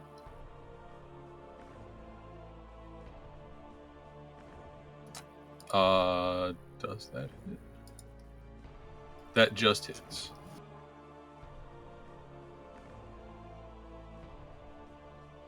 All right. And let me guess. Fancy footwork away. Yep, and bonus action dash because that took all his movement to get there. Okay. Lycra, your turn. And just to be clear for everybody, you do still hear more crashing on the side of the mountain. This one just seems to have arrived first. So, Lycra is going to move in 5, 10, 15, 20, 25, 30, and... Just to make clear, this is like a raised section, so you would have had to go along the edge and be there. All right. So then she wouldn't have had the time to get up there anyways. She wasn't that far ahead of the party. Okay. So she'd just be just short of melee range. Yeah. And her illusionary double engages the creature.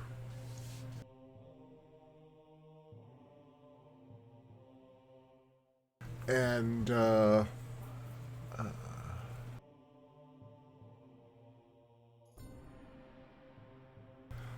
so Mislead says if you attack or use a spell, it drops the invisibility.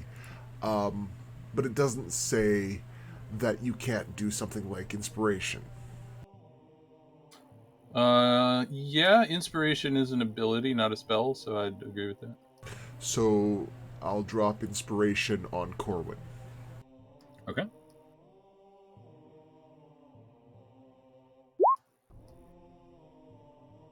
And that'll be my Corwin, turn. take your D10. Okay. Okay. Phaedrus just puffs himself up in the entrance to the cave to take up more space, and with his wings covers the 3 kids who aren't right there, they're farther down, and Estella as well. Look who's the big boy. Look who's the big brother. And then it becomes Eris's turn. Well, big sister's gonna jump up to here. This is pretty chill music for combat. Yeah. I mean, Lycra's playing Barracuda as hard as she can. Yeah, it's more... Oh, I'm playing the wrong playlist, that's why. Sorry. It's okay. I think layer actions are kind of broken in the script, by the way, Nibbles, but I'm not gonna play with those. Just gonna do multi attacks. Mm-hmm. Maybe. I want to change something.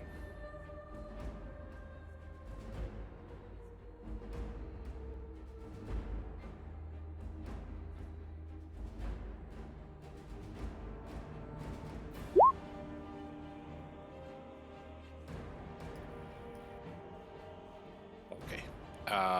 Bite. That hits. Okay. Then 2 claws. Oh, yeah. That is it.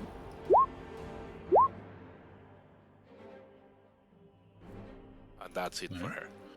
Looks good. What's broken about the layer action? I know in the character sheet they look bad. Oh, yes. That's because it is designed to do the thing. All my NPCs are designed to be played from the token, not the character sheet. But as it is now 20 initiative, feel free to do a layer action. I can do a layer action? Yep, this is her layer.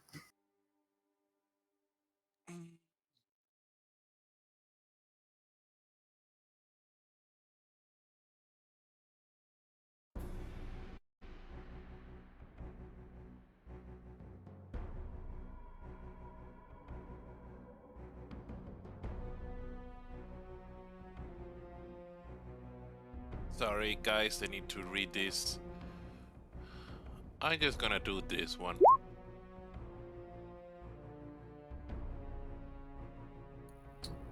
Okay, sounds good. We do a Constitution saving throw.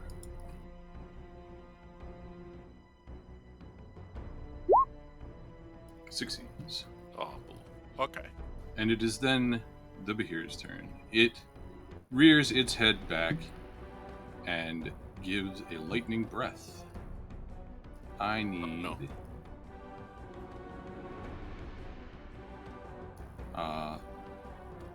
Actually... I need Lycra, Eris, and Andrea to make a saving throw. Just a saving throw. I think it's dexterity. presumably. Yes, it is dexterity. Like the wind. Success.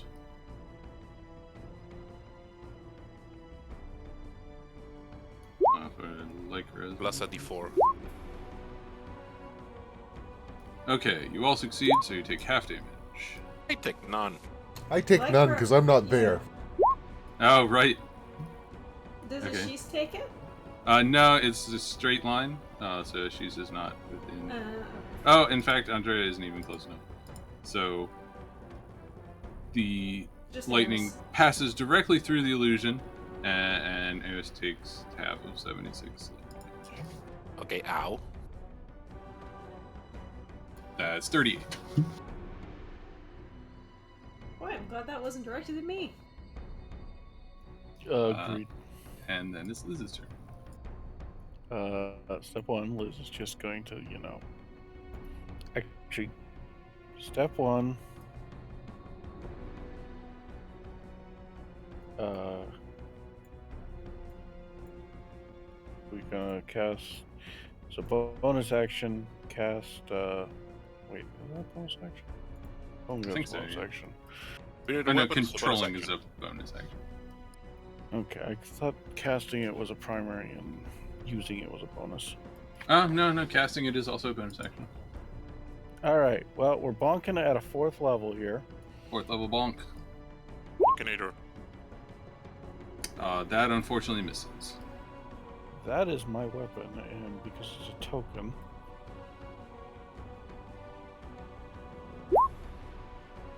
$19. Bless. Ah, yes, good call. Okay, that does hit then. So 16 damage. And because that was a spell, cast as a bonus action.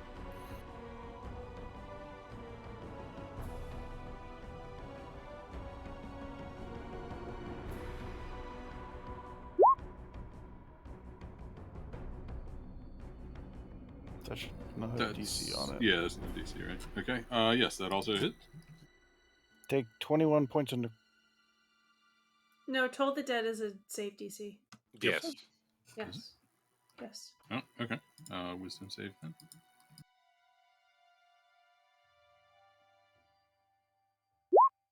It fails. Still 21 damage.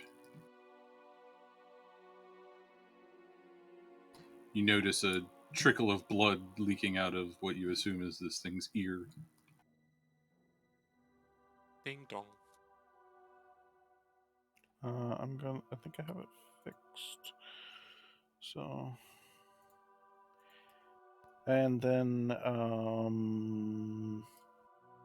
though I know this is dumb, Liz is just going to move 30 feet this way. Okay.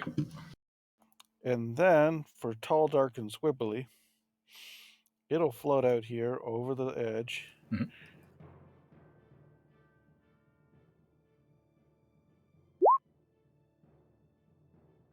That's also a hit. One of those did not work.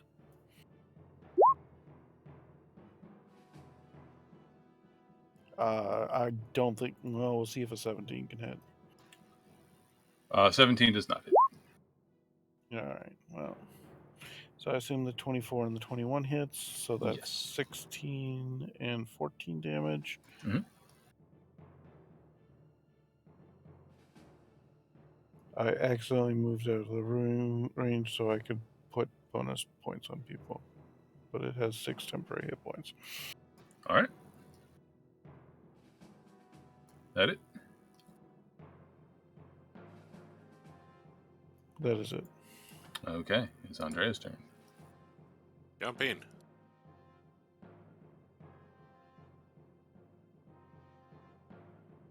And I do the punchy punch. Alright, I have haste. Ooh. So I'm gonna do all the punches. Extra punch. So Kachang. Hit. I'm gonna do stunning strike. See how it like it. Con save, right? Yeah. Whoops, that's not the right thing. Uh, Well, you know, I'm we just know- we rolling knew all that. the wrong stuff today. I mean, breathe lightning. I would think it's not a logical leap of. 17? I think that passes. Let me remember how much it was.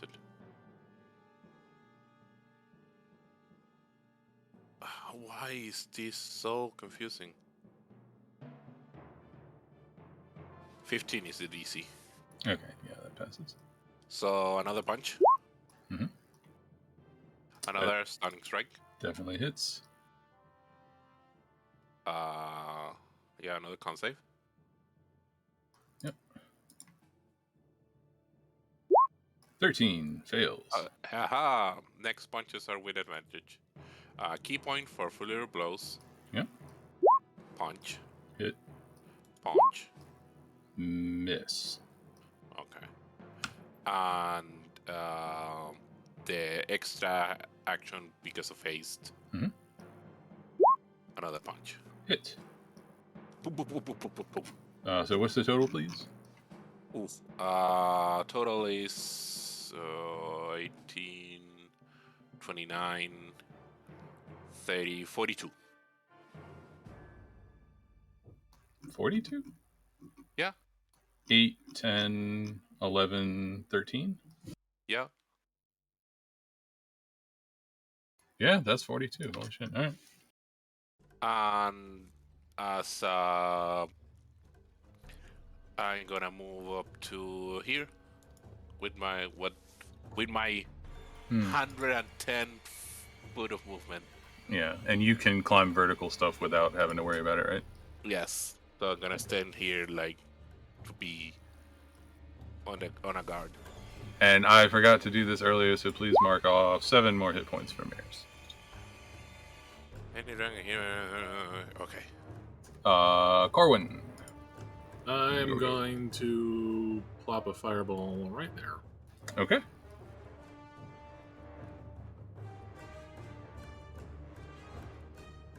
Assuming the macro wants to do its thing.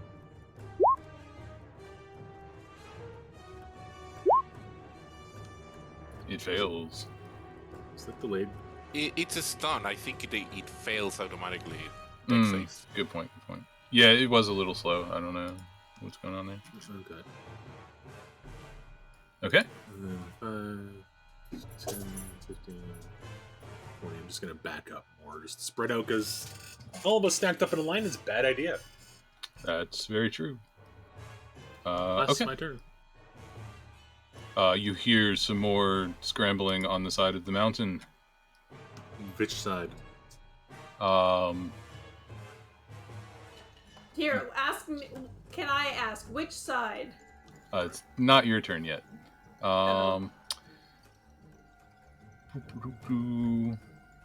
What happens? He's already stunned. He doesn't really have much to do, actually, right now. So on an unused portion of the battlefield, an ancient copper dragon appears. I'm just going to use Eris's token. I say what? Mm-hmm. There is a loud, roaring ancient copper dragon right there. Now it's Estella's turn. Is it distinctively different than Iris? Yeah. I guess. Different scale pattern, blah, blah, blah, whatever. Yeah. It's not just a larger copy of her. Okay, I heard more sounds coming from the other parts of the mountain. Yes. If you would like to do a perception check as your action, I will give you information commensurate with your roll. Yeah, I'm gonna do that. Okay. Beat of 14. You hear 3 more sounds coming from each of the cardinal directions. Okay. I will shout out to Liz, watch out, one's coming up behind you. And then I want to take Phaedrus and, duck. Which way is the cave mouth? You are coming. Whoops. Where's the here? So you're coming out of it this way. Okay. So to go back in the cave, you would go this way. Yeah, I want to drag Phaedrus back in the cave, like just 10 or 15 feet, so that we have some cover, because I know that those lightning breaths hurt a lot. And I don't know how squishy this kid is. Also, I'm squishy. Yeah, I'm gonna say because you've used your action, you can't like try to strength check force him to, and he's pushing you back behind him. So he's not willing to go down the tunnel right now, but you certainly can. Okay, I will back up 10 feet, and I'm going to, like, I can't force him, but I can try and coax him, like, get some cover. We're gonna get hit a lot here. He's still in the entrance, so okay. Other than directly from the south, he has full cover. Okay, then that's fine. I'm gonna back up behind him. All right. How do I pick an emblem? Should I just take my token off the map? No, that's fine. Just put it where you were, and we'll just know that the two of you are under cover. Here, I'm sure there'll be an emblem that works for you, Jamie. Yeah, that works too. Can you put my token under his? Just move to back. Or move Phaedrus. We'll do it that way. Okay, that's fine. Okay, anything else? No, that's it. At the top of the round, scrambling up over the east side is another one.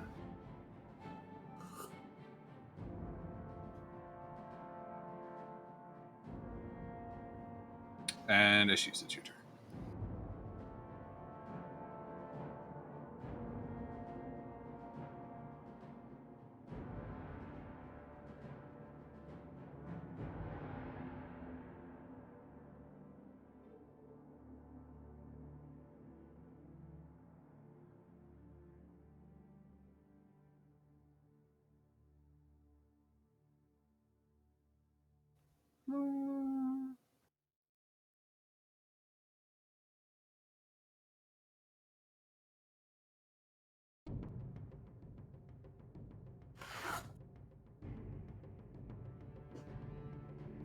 She's will dash over to this one and attack this one.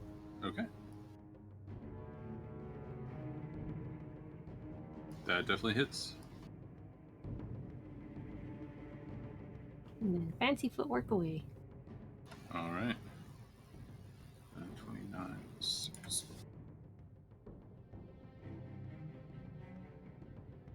Do you have movement left? Yeah, I dashed over there. I have 80 feet of movement. I'm running out of screen space. Lycra, it's your turn. All right. Even with the new arrival, I think Lycra will stay on target for now. So she will circle 5, 10... Actually... Let me just double check the phrasing of some rules. This is...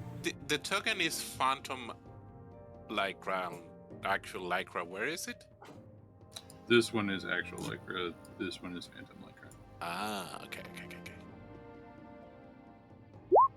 So I'm just checking.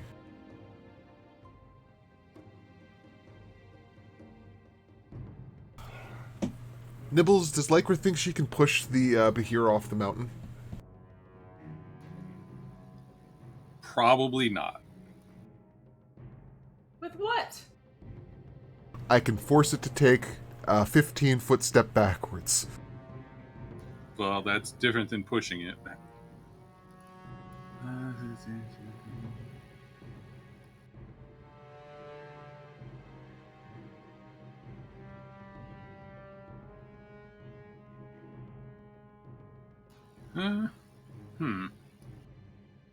We'll see what happens.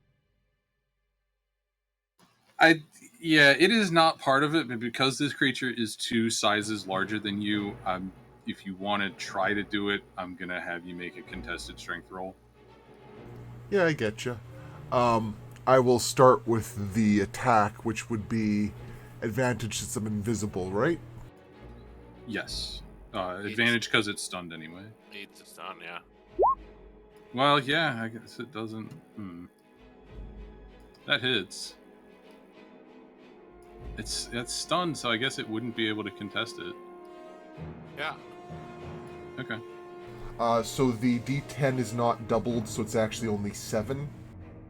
So she pushes it 12 feet back. Why is it not doubled? So this is one that we were debating about because of reading the rules 17 different times, so I could be remembering it wrong. But I thought we'd settled on it not being doubled. If you want it to be doubled, I'd happily take it. I mean, it's damage, right? It's damage die and an rolled effect. as part of the attack. Yeah, so it would double.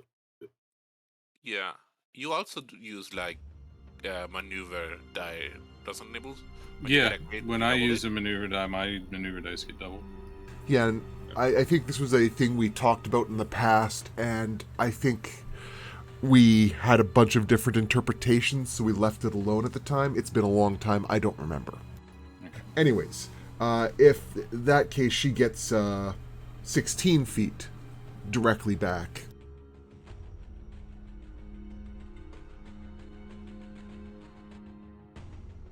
Oh, I see.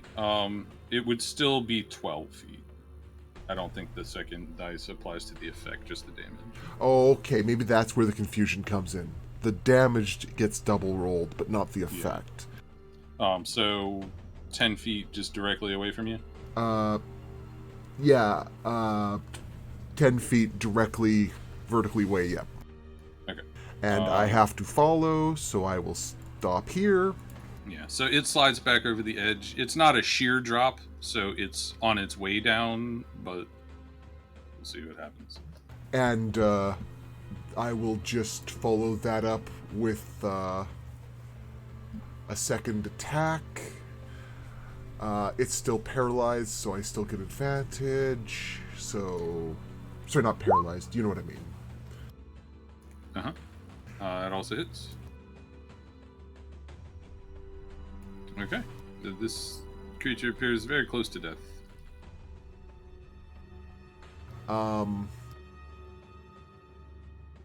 No, I've got my shield, so I can't use a secondary weapon with the bonus action. Bonus action, the illusion wheels around and just bolts across the... Don't the illusion pops out once you... No, it doesn't. Nope. It's part of the reason why Mislead is so powerful in combat.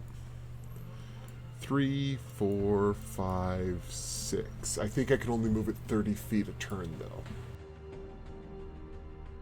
Oh, no, double speed. Cool. 1, 2, 3, 4, 5, 6. So the illusion just books it towards the other Behir. The invisibility ends, but the illusion stay. Okay. Right, so you are no longer invisible, but the illusion is still there. Yeah. Purple dot is real, Lycra. Okay, that works. I had the purple dot there originally, but I was like, I should add on the invisibility just to make it obvious. Okay. Then it becomes Phaedrus' turn. So, question, is this Behir out of the cliff? It is sliding back down the slope at this point. Okay. Let's see if discretion is the better part of valor.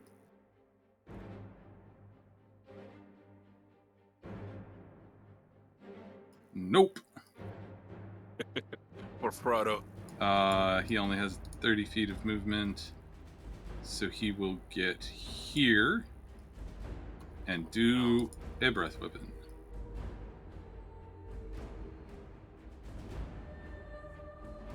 Let's see. Dexterity. Oh no, it fails. Okay, so he manages to hit.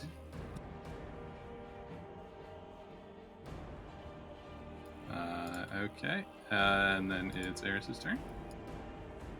think I will say that Eris notices this, and the Behir's attention switches from the ancient Copper Dragon illusion to Phaedra's, so she might feel about that a certain way. Yeah, Iris is gonna big jump like gliding, stomp here, very, very thump, and do a proper breath weapon. Okay. Another dexterity. Big sis goes breath weapon. Yeah. So half of 48. 24. Yep. And that's her turn. Player action. Mm-hmm. I can use this every turn. This is strong. Yes, it is.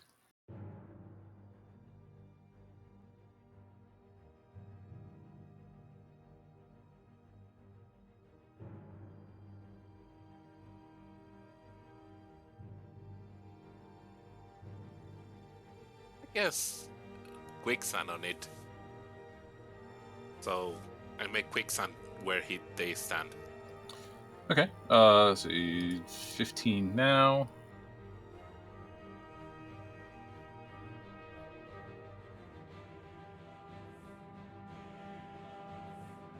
Sinking into mud and is restrained. Okay. And then at the end of Eris's turn, a not quite wall of fire, but something similar springs up around that one. And then it is the Behir's turn. This one is still stunned, so it slides another 30 feet or whatever back down the side. I didn't catch that part. What about the wall of fire? This number 1 over here is surrounded by a barrier of fire. Like someone casts a spell that's fiery. Yeah, it's kind of similar to Wall of Fire, but not as big. And then this one is going to also Breath Weapon. Let me see who's in range.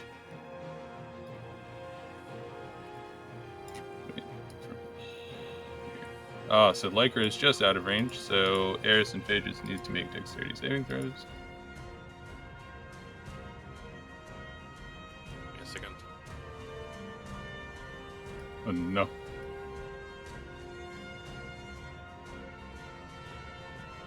God damn it, Ferris. He has a plus 1d4, but I guess it doesn't matter. No, that's not going to be able to hit 17. Ah. Okay, 70 to both.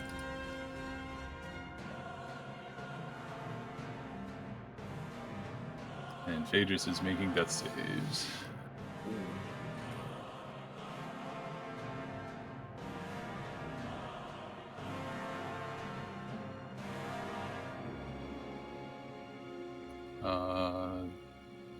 Okay.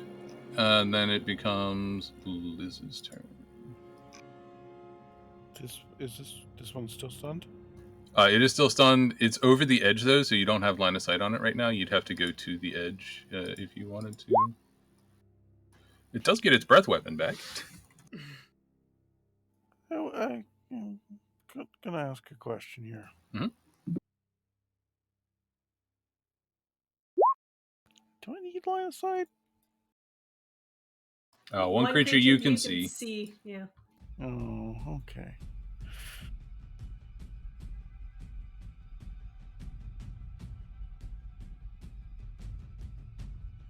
Can I see it now? Sure can. I would like to give it an extra shove away from me. And it's stunned, so it can't react. It is stunned and it is shoved another 5 feet down, so it's now 35 feet down the I side. didn't shoot it, push it down. I pushed it out. Oh. Okay. So it's 30 feet down and 5 feet off the edge. Anything else? Okay, so that was bonus action. On the other one, you can stop closing my character sheet.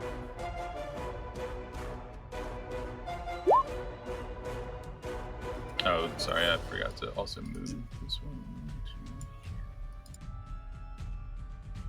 And that's on the falling one? No, it's not moving. No. On the no, that's on 1. Okay. That one doesn't move, it's restrained. Oh, right. I would have had to make a strength check, right? Yeah, that has to be an action. Okay. So, wisdom saving throw. Yes, wisdom save.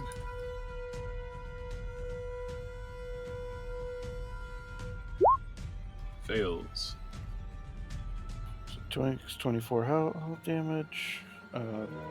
Tall, dark, and squibbly will fall down. Will float down. Okay. Roll down. Yeah, float. Some form of movement down. That hits. It's also at advantage if you want to roll them again, but Yeah. they all hit.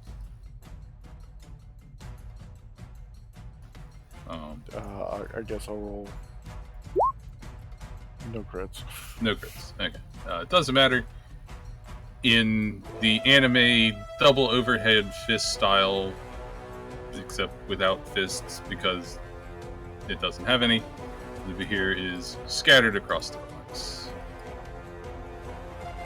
I'm sorry, it spins like a top. It spins like a top. Alright. Okay, well, it's used its movement. It's pretty much out of combat for the next 4 rounds, so. Something else might happen, you never know.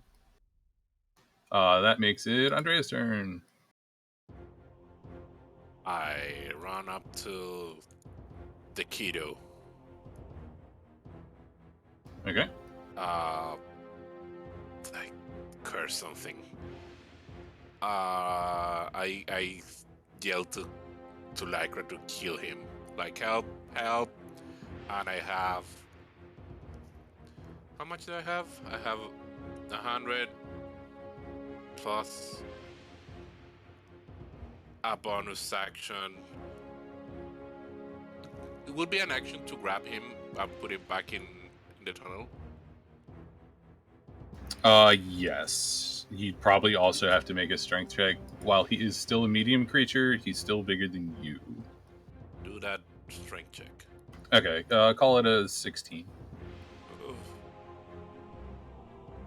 And I don't, if this, athletics is fine. If it makes a difference to your planning, you will move at half speed if you're successful. Alright, that succeeds. So do you have enough movement to get him there moving at half speed from then on? I move at half speed or what? Half speed when you're dragging someone, yeah. Okay, so I move 70 hit foot. I have a movement of 150 because I burn 1 hit point on Step to Win. So you had... I have 80 left, so 40. Plus your hasted action. Yeah, I'm counting the hasty action. Yeah, that's enough. You got enough. Okay, that's 25 here, and I put it like 50 feet inside, like with Stella. Okay. And I don't have enough movement to get out again, but I said to Stella, like, help. I'll leave him here, but he's further back in. Okay. And just for... say that you make it back to there. Oh no, I have double movement. When you're hasted? Yeah, I hasted. I have double movement, so I had 100 base. So with a bonus action and the other action is 300 movement. I mean, just put yourself wherever the hell you want to be, I guess. What the hell? Yeah, you're a hasted monk. You can just teleport. Monks are bullshit. So I'm gonna run all around and end up here. Okay. I feel like you ran down the mountain, back up, and sat there. Yeah. That was your action and bonus action, though. So. Yes, it's all of my actions. I'm freaking the Flash. Corwin. Okay, can I reach Phaedrus from where I am? You would have to move around the center part. And you would probably be in range standing with 1 movement, yeah. Would I still be able to see the Behir? Yeah, you can poke your head in just at right there. You can be in range of him and Okay. still seem to be here. Quicken. Okay, he is now no longer making death saves. Behind the Bahir is going to be another fireball. Okay. Oh, is Phaedrus right at the edge of the tunnel? I believe Andrea said 15 feet. Yeah, it's not. You're not in touch range. You can see him. I can handle Sorry. Phaedron. Alright, if you think you can handle him. Sorry, Don't Corbin. do that. Yeah. I didn't thought of that.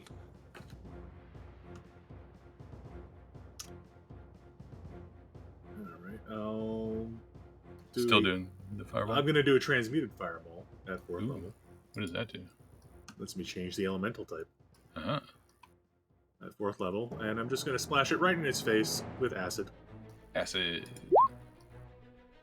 He fails.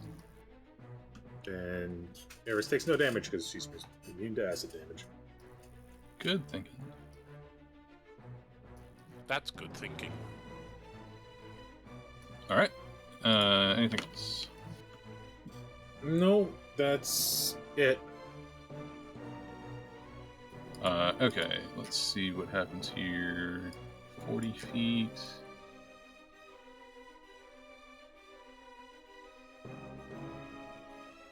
So Phaedrus appears next to this not Phaedrus, sorry. It's Reza. And appears to start doing something. Estella, it's your turn.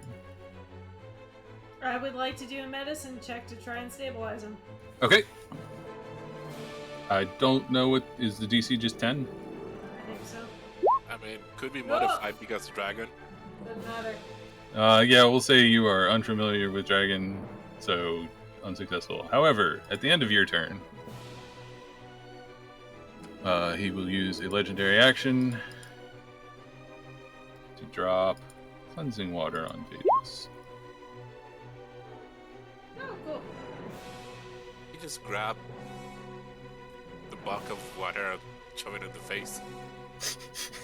Just like a shaman. I was gonna say it's like the football coach just drenching a player in Gatorade. And he will also say to Phaedrus, go, and point back down the tunnel to the rest of the kids.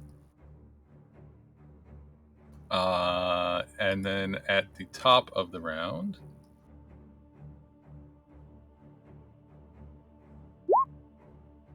Did Another Estella did their turn? Yeah, I did a medicine check and I failed. Yeah. Ah, sorry. One appears from the south. And I need to take 2 seconds to be right back. But it will be Ashisa's turn when I get back, so think of what you're doing.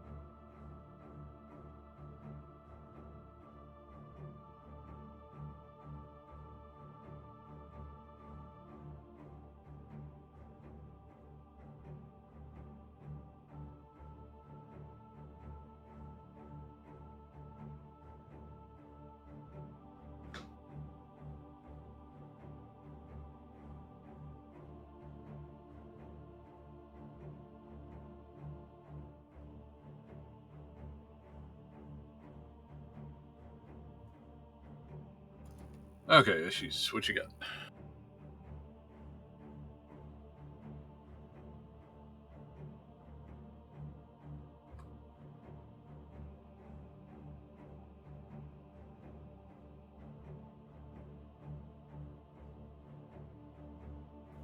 She's gonna run over here and attack.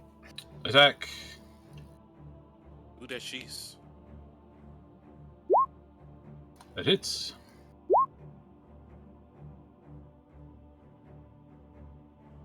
She's just like the taxes of getting up to this plateau. You got here? Okay, there is a tax for that. Yep. All right. Take a nice chunk out of him. Fancy footwork away. Fancy footwork away. Kawasta, while you're thinking about Eris's turn, it probably doesn't say this, but you can either choose to continue the quicksand or do something else, not both. Yeah, I understand. Mm-hmm. Okay. Lycra, it's your turn. All right. Double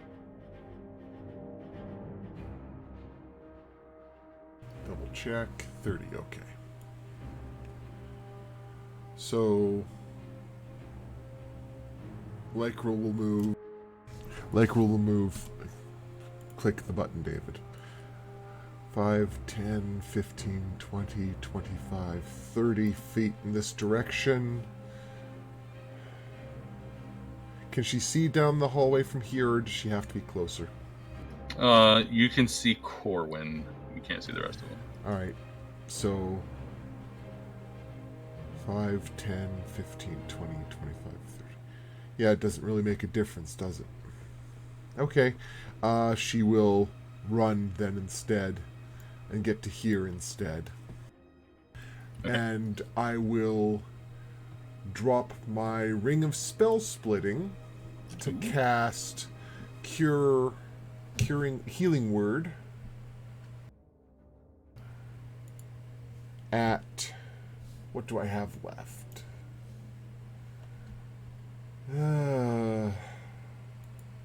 Yeah, I'll drop it at 4th level on both Eris and the kid while he's still just getting back up. Okay, so 15 to each? Yeah. That's for Cat only. Mm-hmm. Okay, 15. Okay, anything else? I suppose I have a little bit of movement left, so 5, 10. I can't tell the illusion to do anything because I used my bonus. Mm-hmm. That's about it. Okay, on his turn, Phaedrus learns his lesson and runs back down the hallway. And then it is the Behir's turn. 20. Yep. You skip Eris. Yeah. Oh, I completely skipped her. So, yes, Eris first, then layer actions. Breath weapon charges at the beginning or at the end? So let's say the beginning. At the beginning. I was right. It recharges. So let's do that again then. Okay. Dexterity saving throw. Fails again. Jesus. You're covered in goo. This thing is... It went from almost bloodied to very bloodied. Then layer action. I'm gonna do stop the quicksand on him and put it on the new guy. Okay. Quicksand on the new guy. That it? That's gonna be for her. Okay. The new guy needs to do a dex save. Yes. Dex save. Oh, initial dex save, you're right. I was just gonna go right to the strength roll. Oh, fails. He's now restrained. Technically, he made the dex save for the breath weapon at disadvantage, but it doesn't matter. Yeah. He will now take his action to attempt to free himself, so strength check.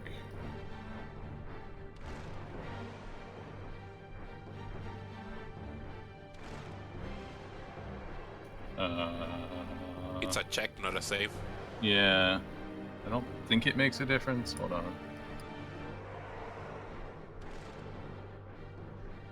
Yeah, they're both +7. So we'll take the 15 for the first one. It saves. So he frees, and then can just move. Okay. So he gets right up in Lycra's face, but can't do anything because that was his action. But he moved. Yes. Booming Blade, please. Oh my god. Okay. Some thunder rings out. You're lucky that's thunder and not lightning. Now this one, we'll see if he gets his breath weapon back. No. It will use all of its movement to move 25 feet up the side of this thing where Andrea is. Well, it doesn't actually move much, but it's now in melee range of you. Booming Blade, I believe, was still on it also? It goes away at the end of their turn if they don't move. So this one move or not? Yeah, it moved up. So it's base to base with you now. It was not before. Ah. Okay. And it will attack you. Me? Jesus. All by myself. 27, that probably hits. Yeah, 27 hits. Oh, jeez. 61 damage. A feed, target is grapple. Is this Eris or Andrea? Andrea. It is the... I don't know, it could grapple. No, Eris is huge, not large. I'm restrained. It can grapple Iris. No, large or smaller. Large or smaller is also restrained. Ah. Okay. I hadn't considered that. Well, it definitely can't do what comes next to Eris, so... it's Liz's turn. Okay, Liz is just... You know, I think Liz likes where she's at. Okay. That was half of my health.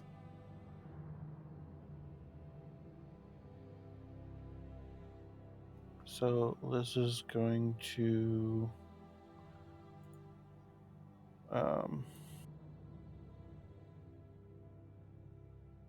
do something. Oh, I'm sorry. Hold on one second. It wasn't Booming Blade that was on this guy. It was the Wall of Fire. Ah, yeah, there was I a wall remembered. of fire. Where is it?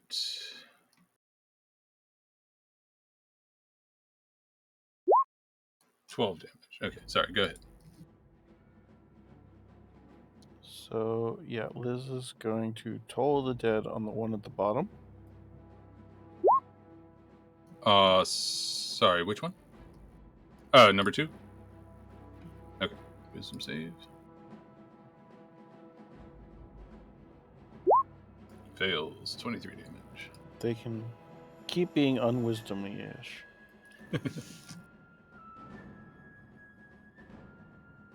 And then as a bonus action, Bonk is going to slowly work its way down. Okay.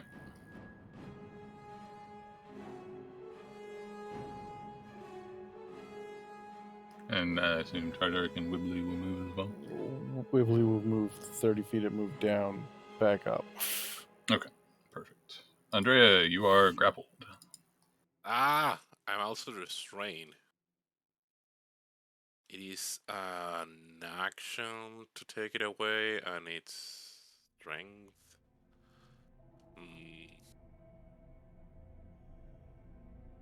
Let me think of it. I'm gonna use my face step. Uh-huh. I'm gonna teleport on top of his head. Does anything in particular happen while you're doing that? Being spring. No, I can teleport some. I don't. I'm not. I'm autumn.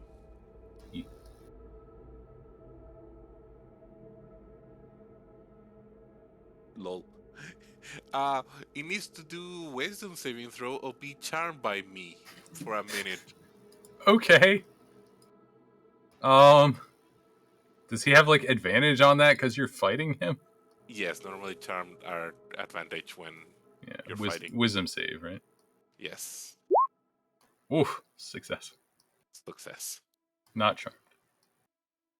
Okay, that's your action, right? That's my bonus action. Ah. Yes. Yes, bonus action. So, action, punch. Mm-hmm. Gonna punch his snout. Punch him in the snoot. He's kind of bloodied, right? It's kind of worse for wear. Yes, he is bloodied. That hits. Does not hit. Then the extra action because of haste. Mm-hmm. Also hits. So 27 damage. That's it for me. All right, Corwin, it's your turn. Andrea's got that one. Who's in range of that one? I can't really do anything on it. Step to the side.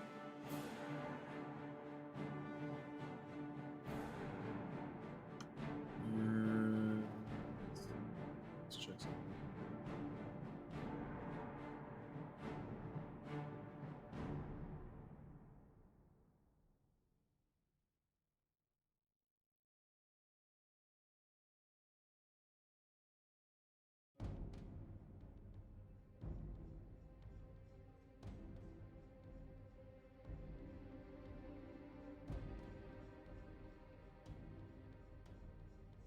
Sorry, I'm just comparing spells. That's Okay. right.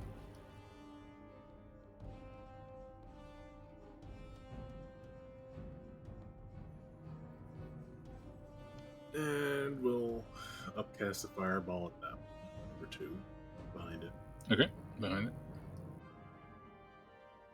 This one will do 5th level.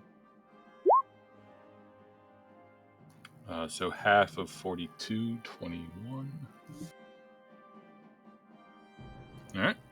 And just for shits and giggles, we're cooking a fireball. That hits. Just barely. I'm gonna. Boop. That's my turn. Okay. Boop and boop. Actually, at the end of your turn, he's going to do a legendary action. Likely you have the opportunity to move 20 feet away if you would like. Pass. All right, and then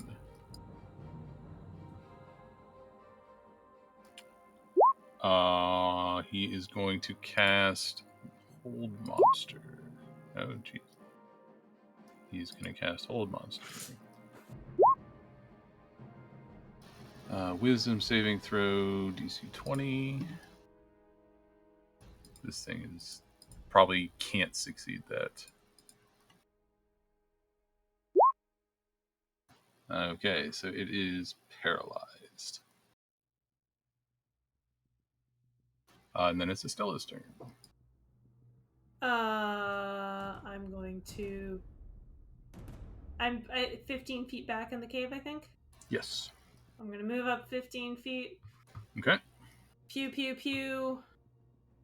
The one I can see. Mm-hmm. Number 2. The 28 hits. Cool. And then I'm going to move 15 feet back in the cave. They have advantage because he's paralyzed. That's true. You also are blessed. I will roll that d4 for the second one.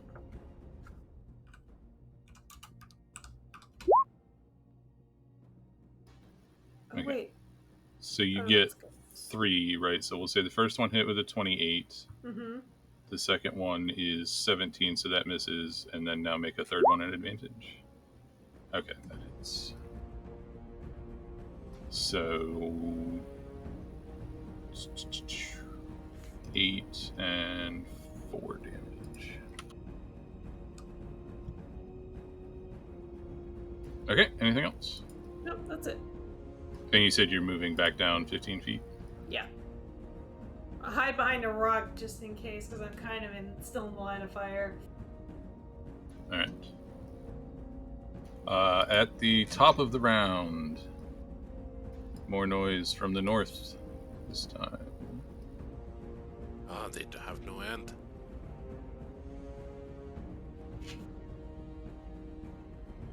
Oh, what is that?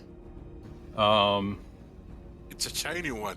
Liz is probably the only one that can see. It's similar looking to the other ones, but its skin is covered in glowing runes. It's a shiny one. Liz is regretting where she stayed. grab the ultra ball. And then Ashish, it's your turn.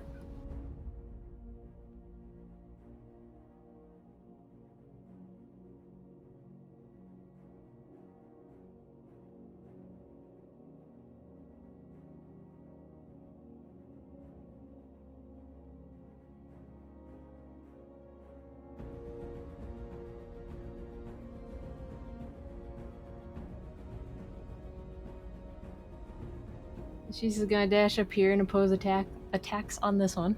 Okay.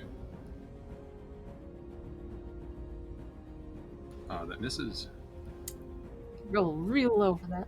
Yeah. Fancy footwork away. The taxes. The tax man. At the end of your turn, the purple one is going to take legendary action. And What? appear there. Ah! Then it's Liker's turn. No one's taking into consideration that big illusionary dragon. It's only no one. Well, I will say the purple one is facing the illusionary dragon, not Coral. Slightly less. Ah. You got a giant butt in your face.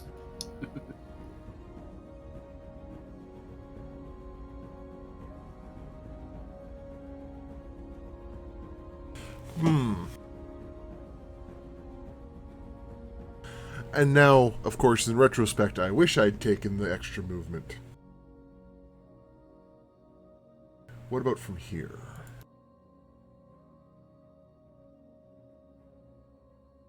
No.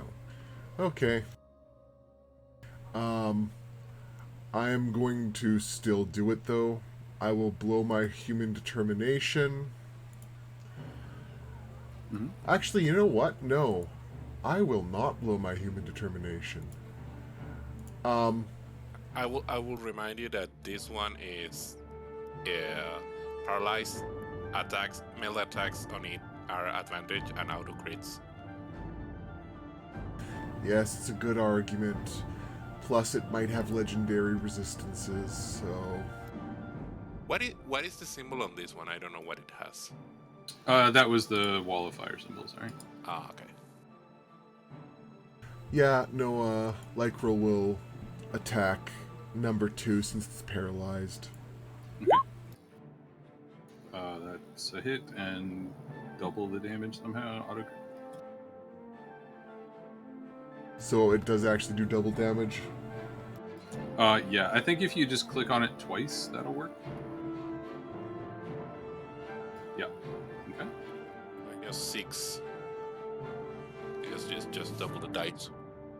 Right. Good call. And, yeah, might as well just push this one out of its misery. It looks pretty bloody. Number 2 is not super bloody, just barely bloody. That hits. 14 and 2. Okay. And,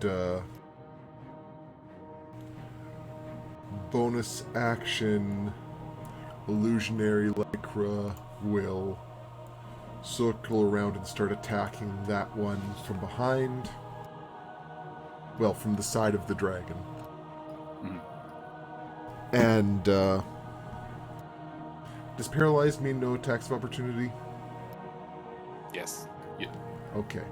And real Lycra will go 5, 10, 15, 20, 25, 30 feet to the other side of it, so that it's kind of got her on both sides of it. All right. At the end of your turn, this will take another legendary action on the illusionary dragon.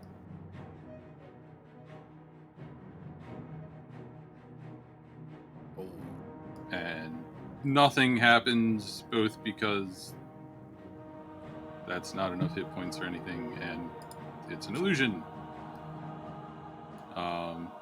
It's still there, but just to clear up the battlefield, I'm going to delete it because everybody knows it's fake now. And that makes it Eris's turn. I'll roll if gets the breath weapon back. Reminder, this is 40 feet above Eris's feet right now. Really?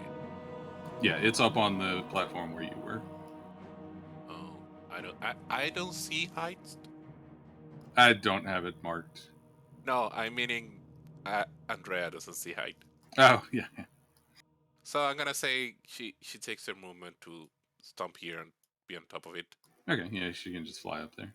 And gonna do some attacks to finish this off. It definitely hits. Okay.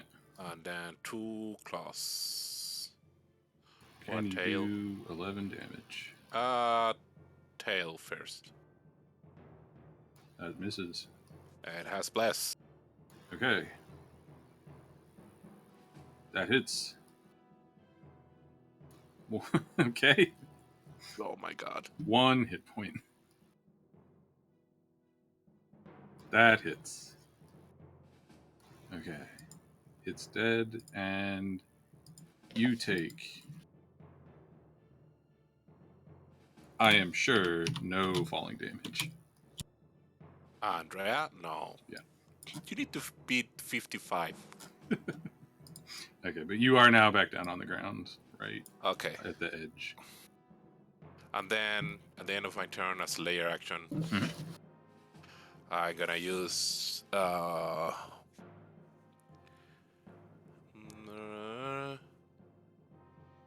gonna do laughing gas on this weird one. Okay. Yeah, that will just surround it, nobody else. So that's a wisdom save. Wisdom save. Jesus Christ. All the incapacitates. Yeah. So it will go ahead and use its only legendary resistance to succeed.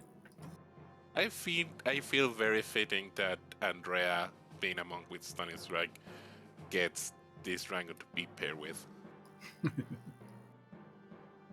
Okay. Then it is the Behir's turn.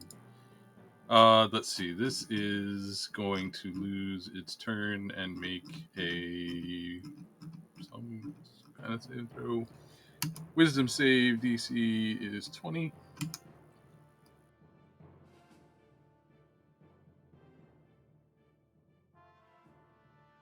Oh, so close. It loses its turn.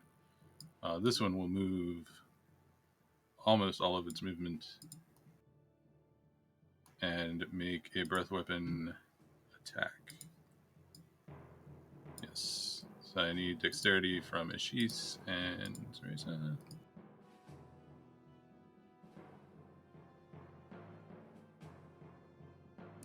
Does Liz have an opportunity attack? Yeah, if she wants to smack it. I mean, I guess it would be an unarmed attack. Unless you have something that makes opportunity spells.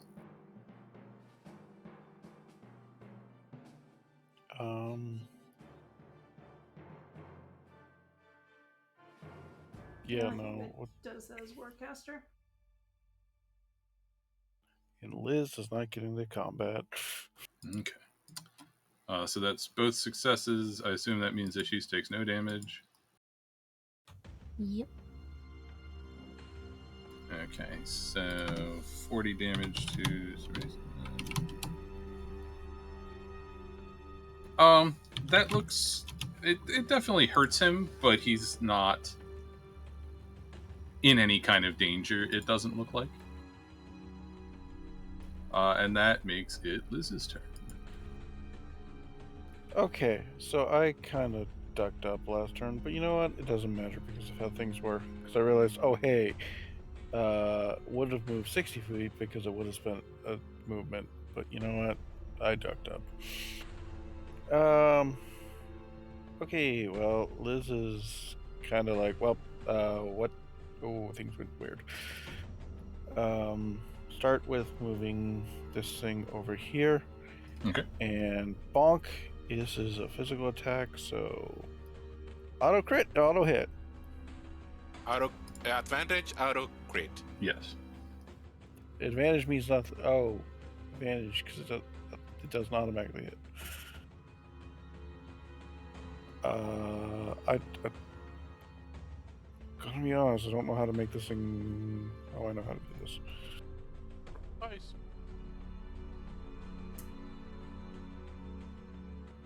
Roll twice. Oh, okay, good. If the attacker is within 5 feet of you. Any attack that hits you is a critical hit if the attacker is within 5 feet of you. Yes, the spiritual weapon is within 5 feet. But the attacker is you.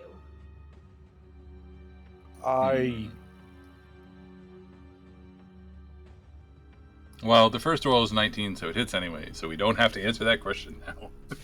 But it would be an auto crit or not? That's the question. I will say it is because Liz is the caster, but the thing bonking it is. I mean, if right there. If Liz can use bless on it, then it's Liz's attack. Liz right? Didn't use bless on it, but could. It's not a creature, it is a representation of an attack, so because it's using Liz's stats to attack with. Ergo, it would get the bless from Liz. Yeah, okay. That I follow. It's not its own construct like a golem or... Yeah, like if it was the eye, then yeah, it'd be auto crits. Yeah, I tend to agree with that. You're making a ranged melee attack. I don't know, it's weird. Yeah. So 15 bludgeoning damage. Okay. Okay. And then Liz will...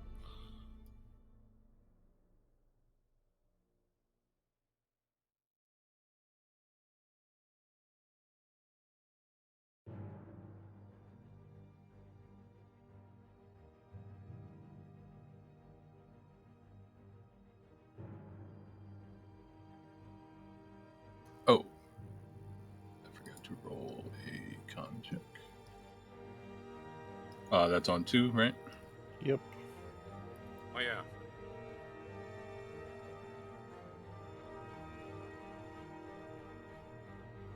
Sorry, I had some lag there.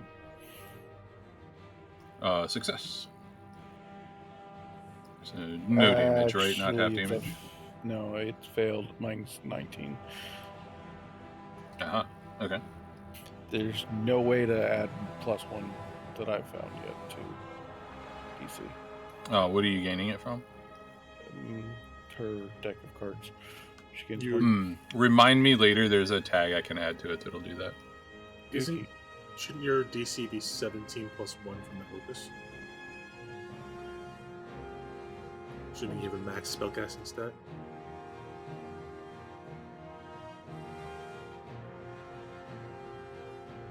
Because that's what mine is, and I don't have focus. Okay, then it is already set. Never mind. Okay. Failed then. So, put that back. And then I need to roll a con save for concentration on... shit, how much damage did he take? 15, so 10. No, sorry, for Teresa. He took 40, so that means the DC is 20, right? Jesus Christ. Okay. Is that the end of... No. Wibbly's moving. Wibbly's moving to get between.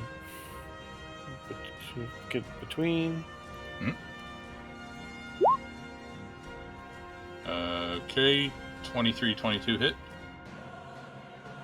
So take 18 and 15. Something damage. Alright. And then Ashish gets 9 temporary hit points.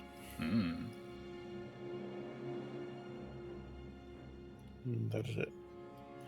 Andrea, your turn. Gonna do monk shit.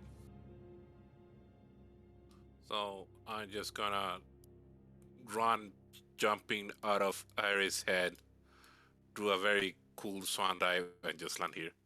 Okay. I will say I can do that given haste and monk shit. Yeah, monks are bullshit. And I'm gonna make this beast into a sandwich. So I'm gonna do a hit. Okay. So double damage. Yep. What's my damage? I'm gonna roll 1d8. This is easier. Yeah, 1d8 extra. Then another one. Yep. A miss. Oh no. Flurry of blows. Mm-hmm. That's it. 1d8 extra. And another one.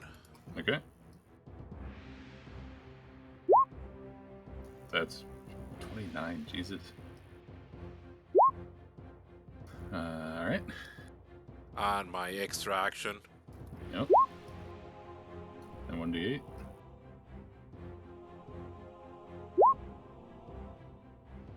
Okay. It is not quite dead. Punch, punch, punch. Anything I'm else? gonna move like here, I'm gonna say, and that's it for me. All right. Corwin,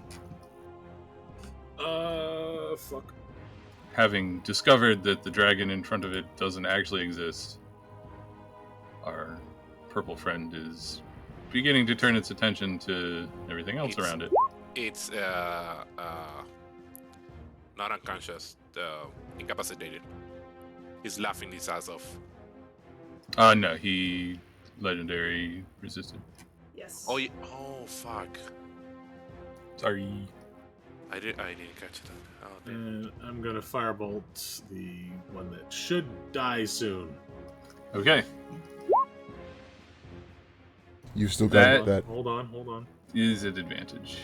It is an advantage, yes. Okay, that is 19. It's still holding on somehow. Doesn't it auto crit? Yes. No, you're not in have to 5 be feet. within 5 feet of it. Oh. No, balls. Sorry. It's fine. Anything else? No, I'm just glad I got away from the big brune one. Okay. Even to take damage. Who is this guy gonna go after?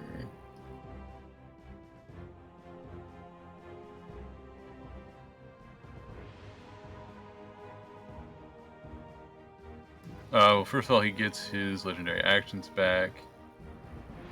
And will bite one of the lycras. The real one.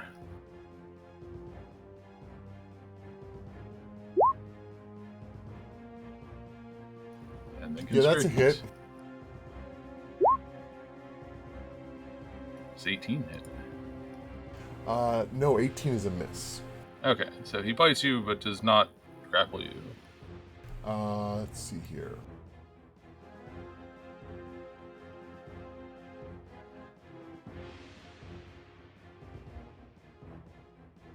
And then I need a concentration for the duplicate. That shouldn't be advantage, so it's a 7, 8, so it's a fail. Mm-hmm. So the duplicate wipes, which at least reduces my questions about turn. That's good. I was just and trying to then- Google whether or not the duplicate needs the concentration or the invisibility needs the concentration. Gotcha. Yeah, probably the whole spell. Yeah. And you probably get an opportunity attack as he moves. Yes. That's That probably a misses. miss. Okay.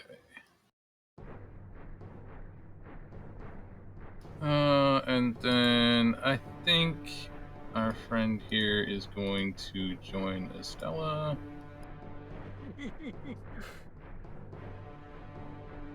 And cast a spell of some kind.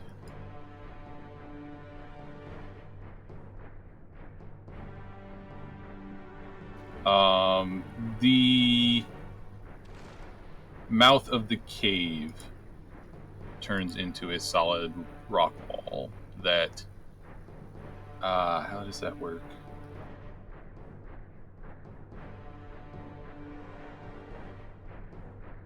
Just trying to figure out if Estella can see through it. What spell is it? Major image.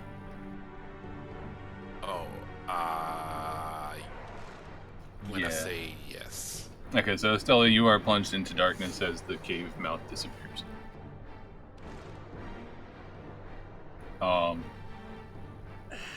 I think he'll just nod at you and say you can still poke your head out. And then it's your turn. Okay. I'm gonna go up to the mouth of the cave and poke my head out. This purple bit here, which direction is it facing? It has turned around, so it's facing directly north right now. It seems to be trying to decide whether or not to go after Eris or Andre. So it can see me poking my head out. Yeah, you haven't drawn its attention yet, so... Okay. I think I can make this work. I just need to read something here. I hope this doesn't backfire. I'm gonna cast Summon Elemental. Ooh. Oh yeah, that okay. Let me look at a thing. Go ahead and keep doing your thing, but I have to check something. I want it to be... Can I get it that it's hitting both of them? Maybe not. I think you can. It's just the restrictions of the grid.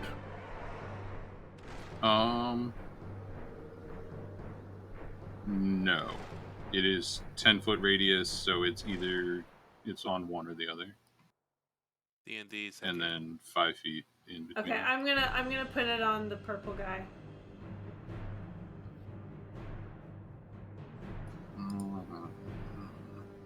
People in the elemental take damage or around it too? A fire elemental may enter a hostile creature's space and stop there. The first time they enter a creature's space on a turn, that creature takes damage. So I think it has to start out here and can move on its turn. What is the name of the spell that this replaced? Summon Greater Demon. Greater Demon? Yeah.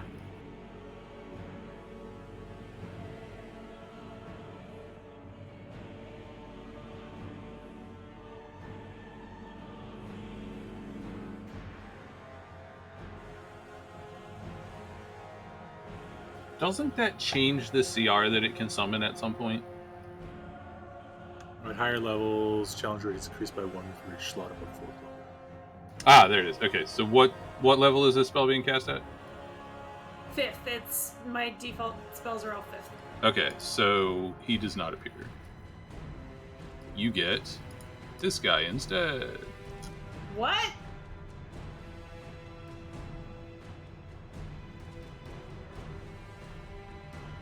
You should see a new summon in your book. Woo! Hold for this guy? I can't drag him out. Can you not? Nope. Try refreshing. I just added your ability to control it. New elemental hoodies.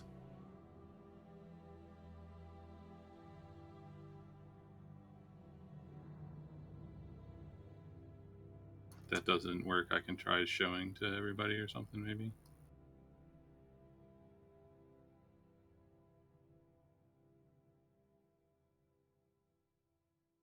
Come on. No, it's still not working. Oh no, I can't drag him out either. Uh-oh. What's happening? Sir, have you considered please do your job? You know, I'm gonna be honest, I kind of would... I don't mind just having the fire elemental. But If it's not gonna work. Yeah, we'll say that he looks different, and I'll fix this later. And you can just use the fire elemental. He's a Sorry. This is a medium creature, though, right? The Myrmidon is, yes. Okay.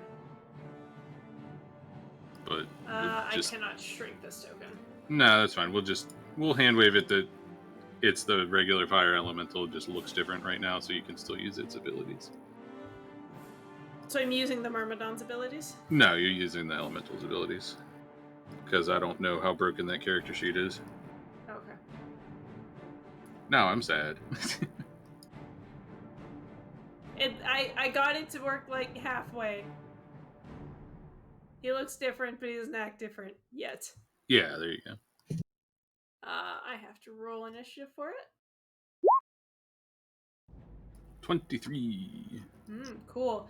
Now, unfortunately, I kind of have to keep my head stuck out. You need to see it at all times? It needs to see me. That's true. Well, it doesn't need to, but I'd like it to see me. Stella, like, only a head between the rocks, giving the finger eyes to the elemental, like I'm watching you. Yeah. It occurs to you that sticking halfway through the illusion kind of defeats the purpose of the illusion. Yeah, I'll step out right in front of the illusion, I guess. Alrighty. It's not like it's gonna protect me. Exactly. Anything else? No, that's it. Ashish. I'm attack the way to run me. Alright.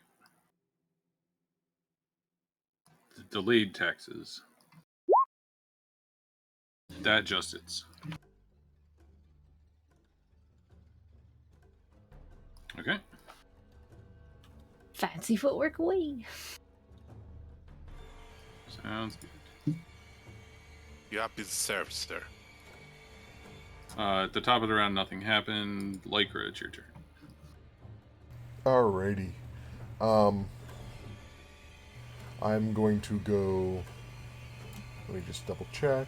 Yes, cool. Lycra will move to that spot I was just highlighting, but now I don't know where it is. Here-ish, I think. Yes. And now I'm going to burn my human determination.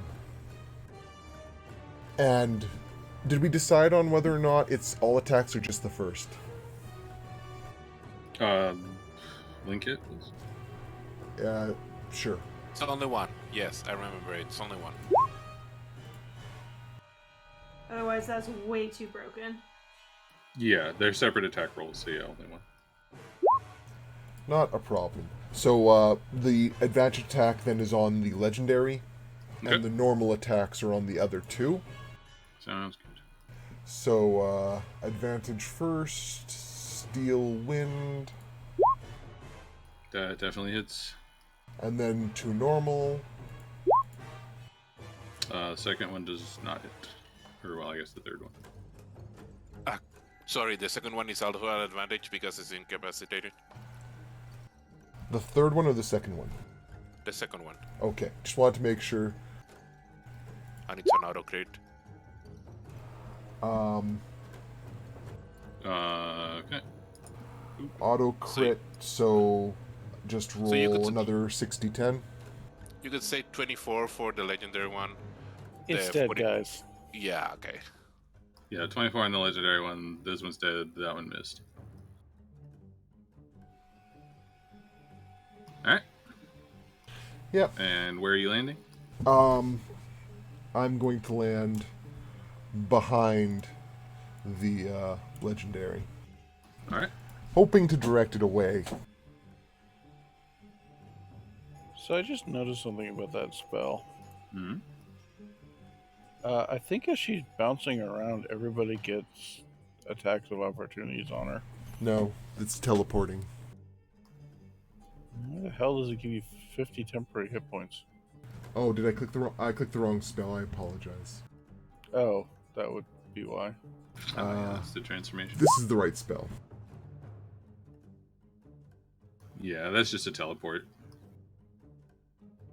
Okay, that makes sense. I was like looking at the spell and I was like 50 temporary hit points. Oh, that must be so you actually can survive using the spell. No, I because I was doing the duplicate thing, I didn't use transformation, which meant that I had a level 6 spell, so I'm now out of spell slots. Okay, I'm not out, okay. but Anything else from your turn? no, because I did a spell, so I'm pretty sure Human Determination is a bonus action. It doesn't actually say it's a bonus action. No, it's not. Okay. I will drop Bardic Inspiration on Andrea. Thank Okay. you. And then it becomes Bernie McBurnface's turn.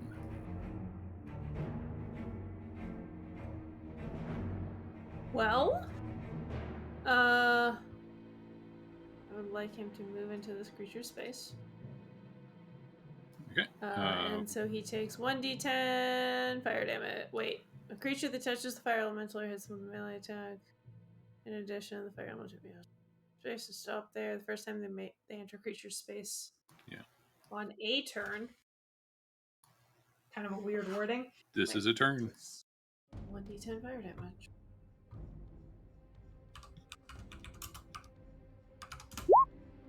Woo! 1 damage! Alright. Just a little singe. And 2 touch attacks. Yee. Poke, poke. 9 misses. Off to a great start. 10 also misses, I'm sorry. And then it makes a charisma saving throw. It is a disadvantage. Where's the disadvantage button? You have to roll it's from the token and it will query. Public roll disadvantage. It is still under my control. Yee. Okay. And then Eris's turn. Eris' turn. She's gonna jump down and jump on this dude. First breath. Nope. So attacks. Miss. Nope. Hit. And then claw. Also hit. And Oh, right. I have to remember this guy has a different AC. is she immune to her own layer action?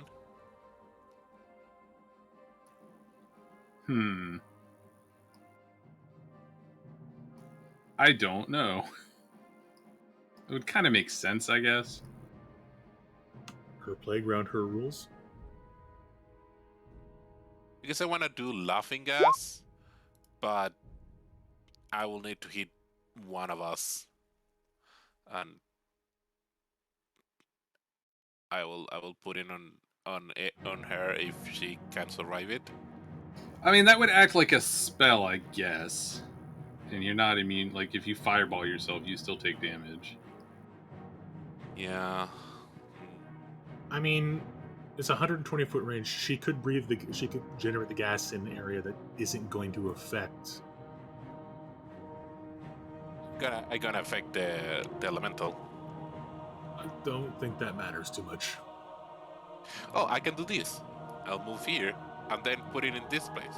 There you go. Okay, so that is a wisdom saving throw.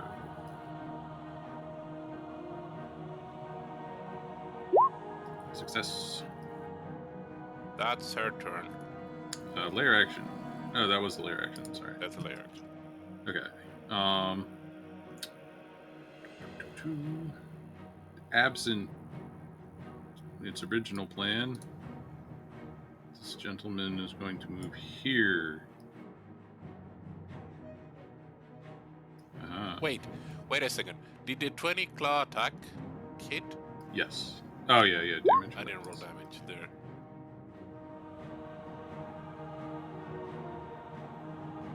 Another 14, okay.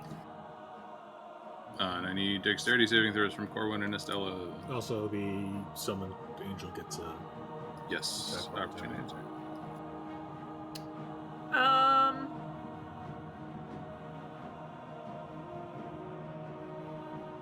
guess I might as well do the dexterity save.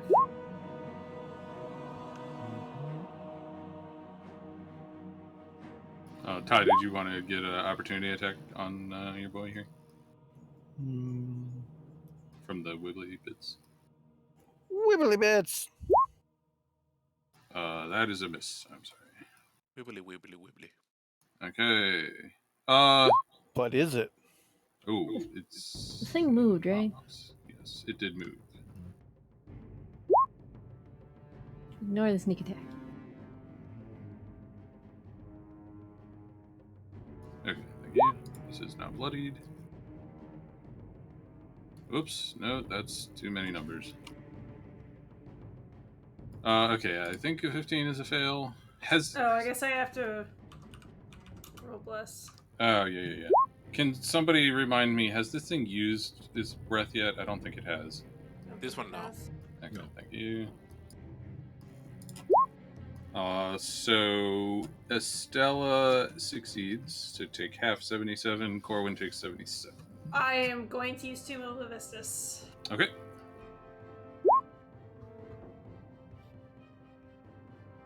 Is Corwin up?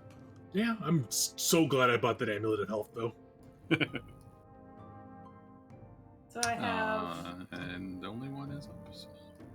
110 temporary HP until the end of my next turn. Alright, that's probably useful. Corwin is not looking good, but he's up. Okay. It is Liz's turn, but I'm so sorry I have to step away again for a second. I'll be right back.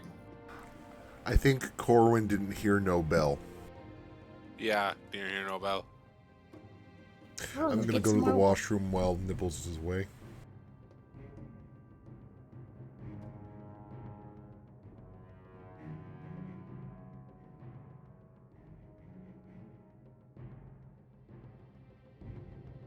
Oh, you lied. I'm about to see something weird for Liz.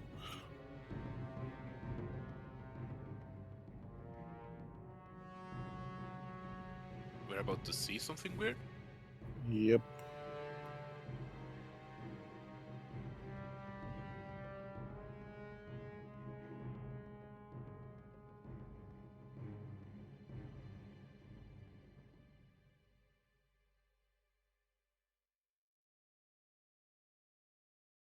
Okay, Liz, go ahead.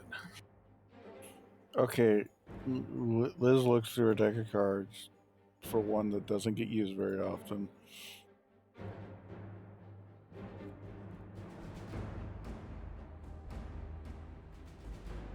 Ooh. Drops that on Corwin.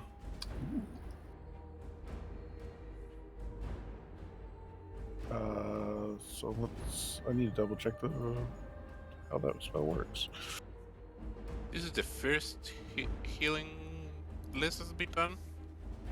Probably. Yeah, this is your first healing.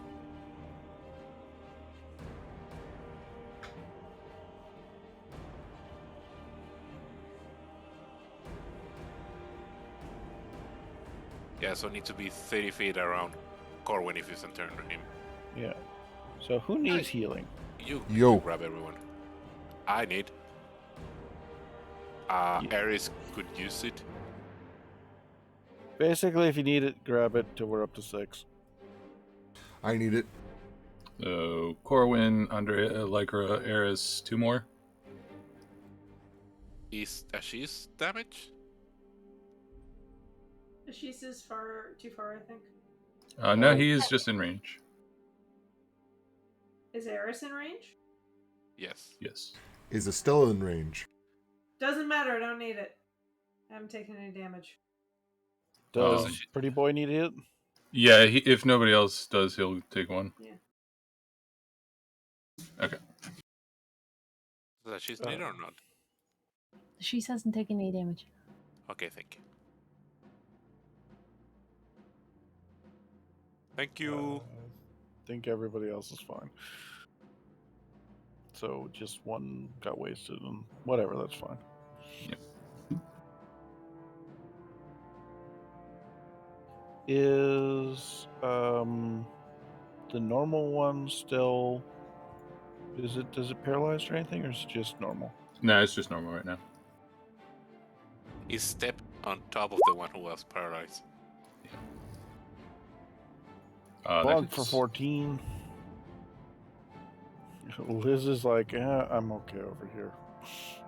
If I hadn't said it before, this one is now bloodied. And then time to start bonking up a storm here. Bonk, bonk, bonk.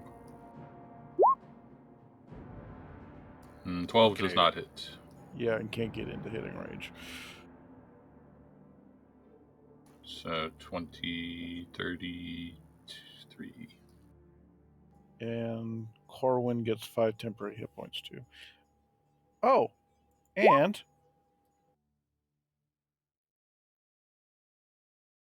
And 11. an extra 11.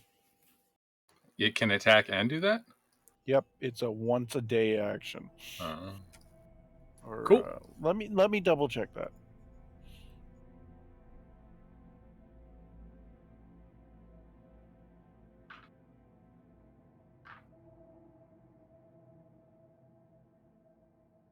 Oh, that's an action, so never mind on that. Sorry. Oh, okay. That's okay. Still, 5 temporary hit points. Not shabby. Anything else from you? You want to move closer or anything?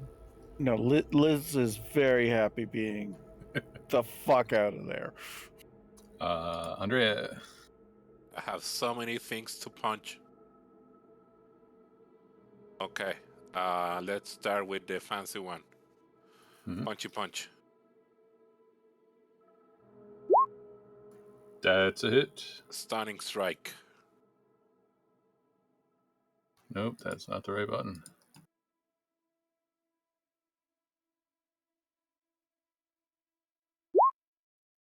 I assume it's stunned. It's stunned.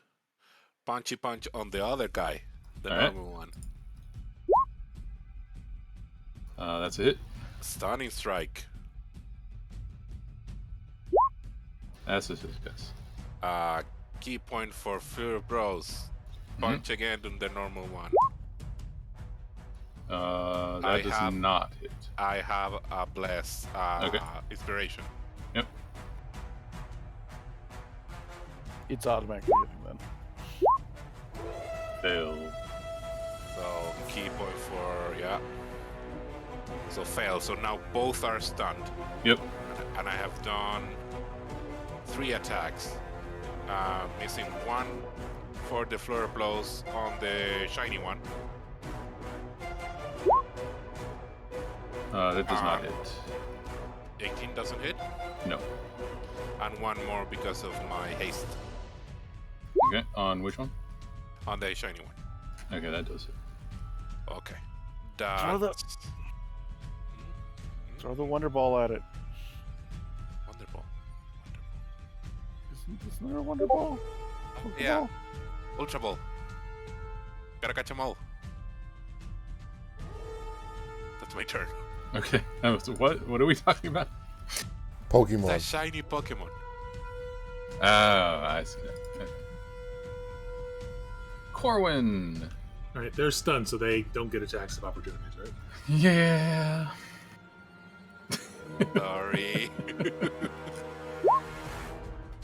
I just need to start making creatures that are immune to that condition. So I'm twinning the spell I'm about to cast at both of them. God, what is this? Jesus. Holy. How does that work? It's a single target, so they each have to make con saves or take 78 Well, damage. yeah, It's that's a what I dex meant. save. They auto-fail dex saves. Sure do. So they both take 78 damage. Okay, this one is a... Oh, no, it's not. Holy shit, I thought it had less than 78 health. So it just shoots 2 pencil thin green lines at both of them. Okay, so that one almost, like, parts of it disintegrate, but it doesn't quite kill it. This one is still alive, but it is... Oh, no, it's not even bloody yet. Okay. I'm sorry, what? Nope. It's almost bloodied, but not quite. Holy shit. Hey, I tried. I was hoping I'd kill one of them. That's a lot of juice. Yeah, so there's 2 of those class for your... This one hasn't taken that much damage yet. It has the same amount of health as the rest of these. It just hasn't taken many hits yet. Okay. Turn fails.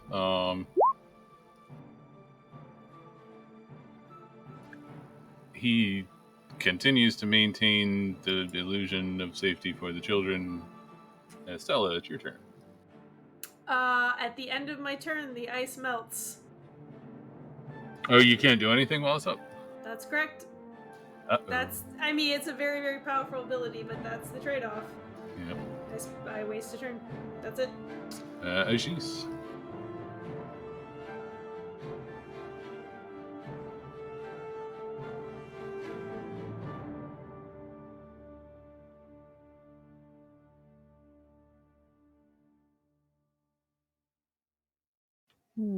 This one hasn't paid the toll yet.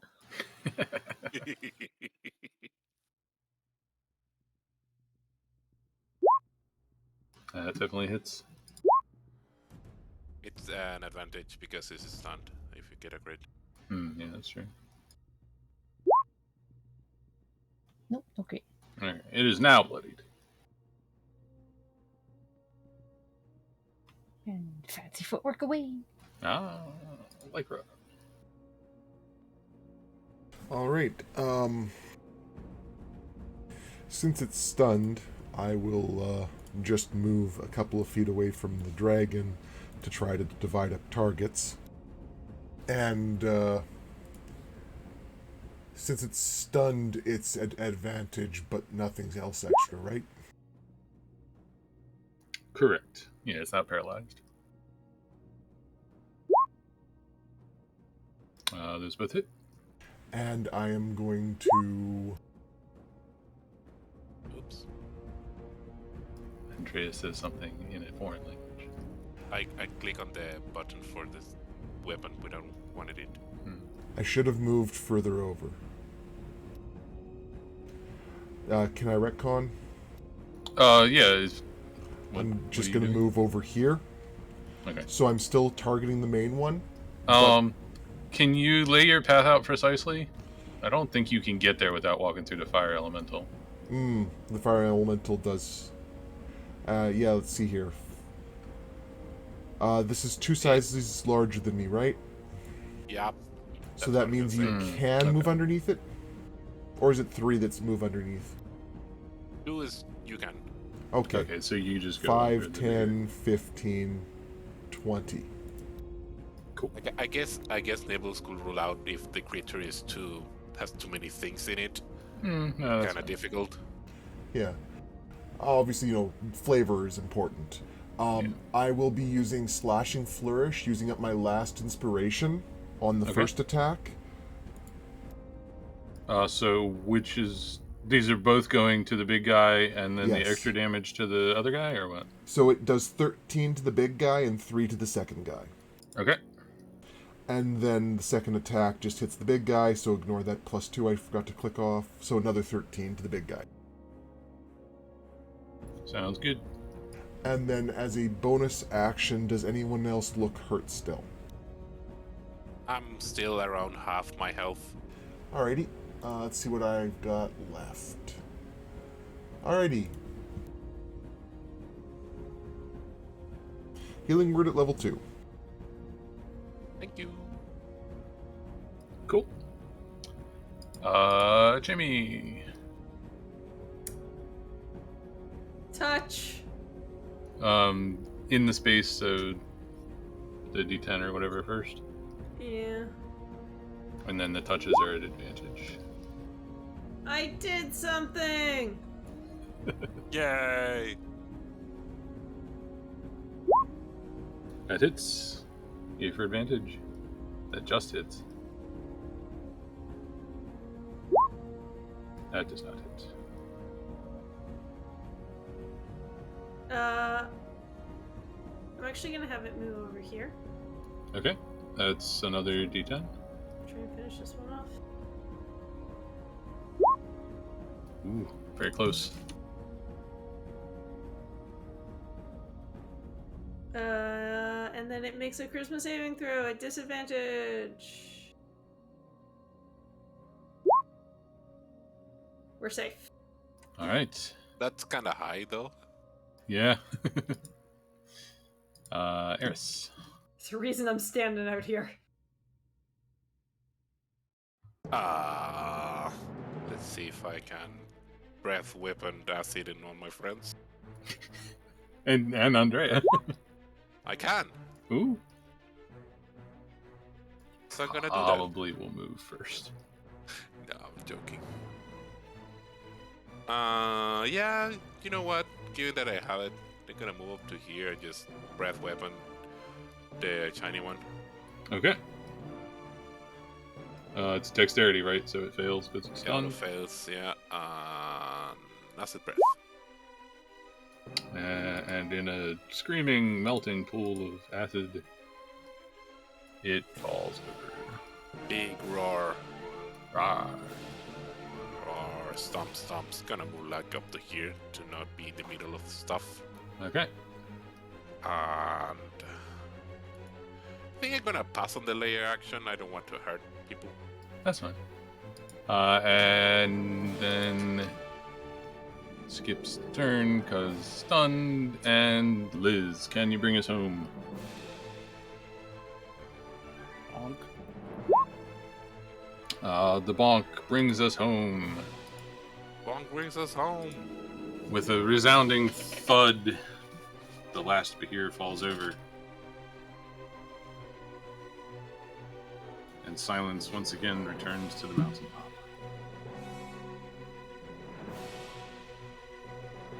I said silence once again returns to the mountaintop. Thank you. There we go. Oh, my internet's so bad I had to turn off the bard. Yeah, that's fine. I've been there. All right. I guess Andrea's instinct will be to run down and see if the kid is okay, because she doesn't know. I guess also Iris will do that. Yeah. You find them. They are. The three of them look slightly scared. Phaedrus is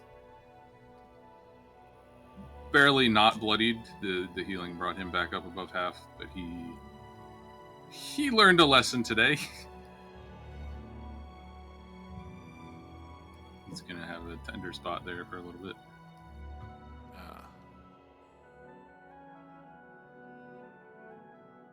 I think Lycra would secretly give him a pep talk about that was awesome. Be safer next time. Does Estella need to concentrate on the spell all the way through? Yes. My duration has concentration, comma blank. That doesn't sound right. Let me look it up. I think it makes sense. I think you.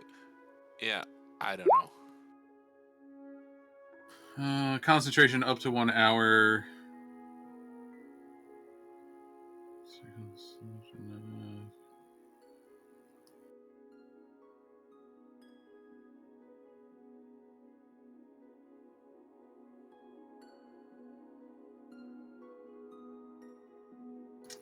If you stop concentrating on the spell before it reaches its full duration, an uncontrolled elemental doesn't disappear for 1d6 rounds if it still has hit points.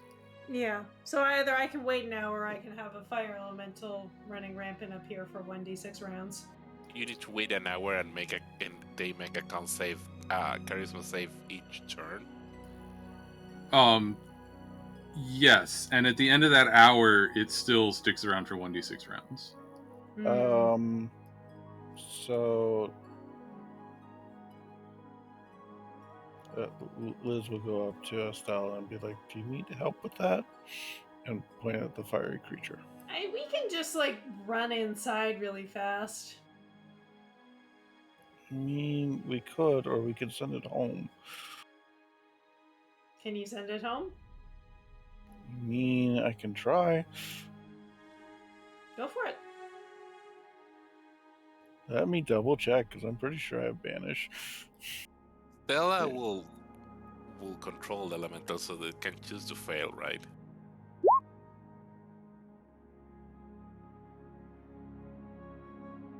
Be gone. Oh, Yeah. forgot how that spell works. I was thinking dispel magic. That was done at 4th level, not 5th. Are you able to cash banish? Yeah. Okay. Yeah, I think while it's still under your control, you can order it to willingly fail. Yeah. So have it make one more check just because it takes that for the round to come back around.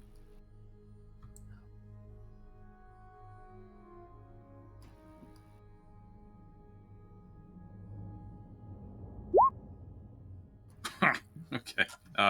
And with a pop, it disappears back to its home.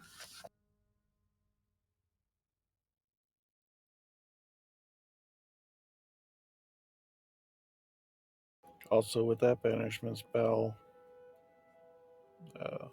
Tall, Dark, and Wibbly disappeared. Wibbly. Bye, Wibbly. Oh, so that was exciting. I think Lycra is holding her chest and kneeling with her, holding her knees to her chest. There we go. Standing, but crouching like that. Mm-hmm. That hurt a lot. Yeah, I got that one hit and was very hurtful. Those things are very powerful. Where's Cereza?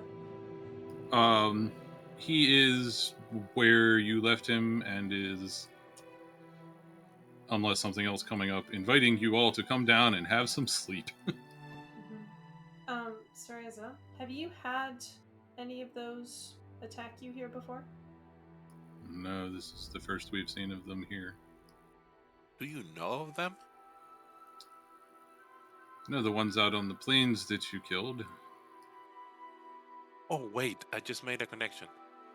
What if I thought these are like natural creatures of the Feywild, but I've never seen or read about them before? What if they're some sort of hound leashed by the storm giants? I was thinking the same thing. I suppose it's a possibility. Let me check one thing. They would also help explain how a couple dozen storm giants were able to take out some dragons. Those things seem to be very good at hurting dragons. Yep.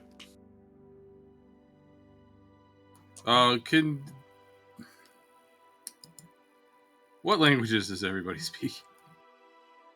Oof, a lot. Elven, Common, Dwarfish. Same. I speak Common, Elvish, Sylvan, Draconic, Celestial, and Primordial. Let me narrow it down. Does anybody speak Giant? No. No. Nope. Naturally or can speak? Currently. No.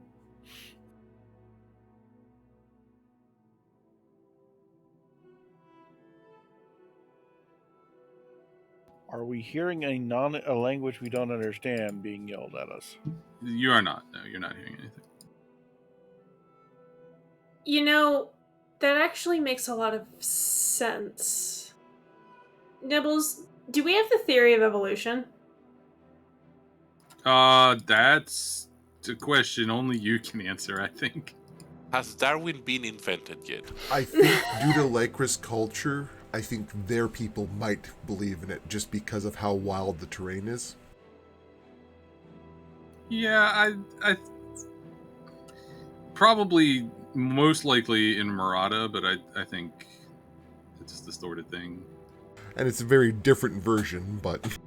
Yeah, so oftentimes a predator and a prey pair are kind of get caught in an arms race of traits, like a plant will be attacked by insects and then it will learn to secrete toxins to protect itself from those insects and so on, and some of those insects can develop traits to be resistant to those toxins and so on and so forth. It strikes me as very odd that the Behir, or whatever those things are don't seem to have any characteristics that would make them particularly suited to fighting dragons, other than the fact that they want to eat dragons. Like, they're not acid resistant. They're not resistant to any of the other things the copper dragons can do.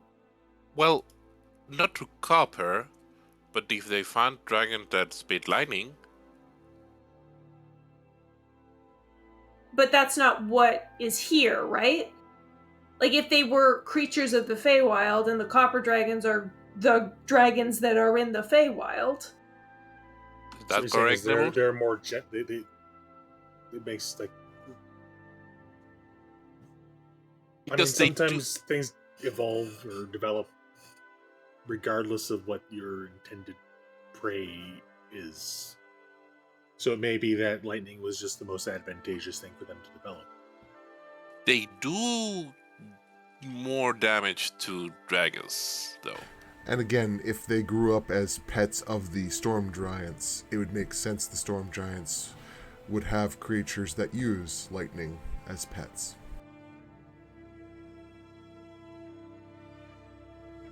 What dragon... What type of metallic dragon spits lightning? Bronze. From what Metis told us. I assume we got intro to Dragons 101 from Metis at some point. Yeah, he would tell you what he knows. So he would know blues and bronze then? Yeah. I don't think he would know blues. He would know bronze, though, yeah. Okay. Was Vicky from Marada? I asked the group. Where was Vicky's lair? Murata. Orwin would know that there was an entrance to it in Marada and an entrance to it not in Marada. Yeah, it had a teleportation circle or something, right? Yeah, I guess you would know. It had a teleporty entrance to it in Vroggoll, and the actual physical layer was in Marada. Yeah, because it had that one entrance to the south of Vroggoll, and then the one in Marada, right? Okay, so it's not like these creatures, like, because Marada didn't have this Behir naturally, right, Jamie? I mean, Stella? Murata doesn't have Behir. No. Definitely not. Okay, so they're not natural.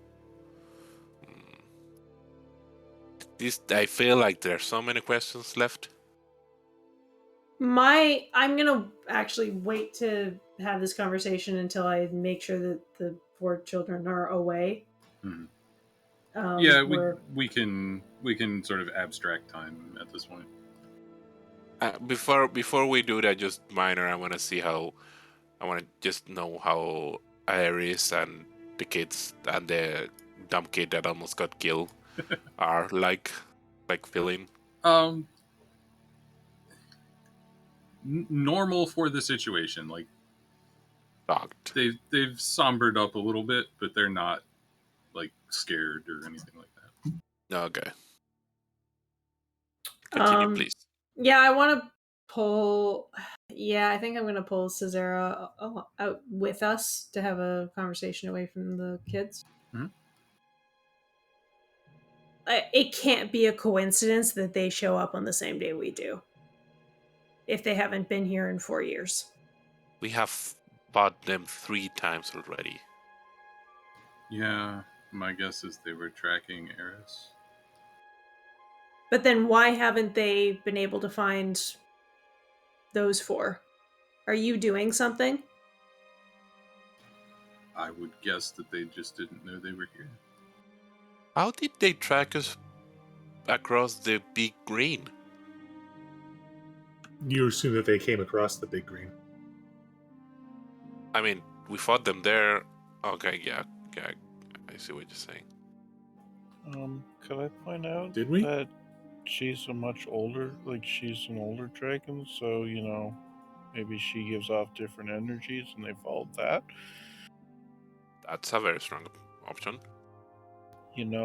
Like how somebody puts off different pheromones as they get older. Mhm. Yes. We Yes, I think- we have no idea, I don't think, how they track dragons. No, but I mean, might be the reason why Yeah. they're tracking her and not the little ones. I believe in your first encounter with them, they seem to be able to sniff Eris, basically. Yes, and that was on the isle, the Feywild Marara, right?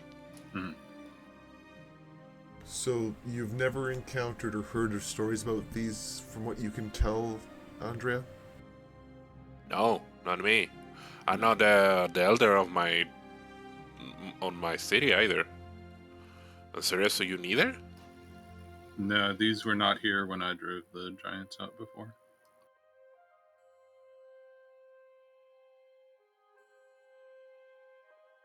So there's the possibility these are leaking through.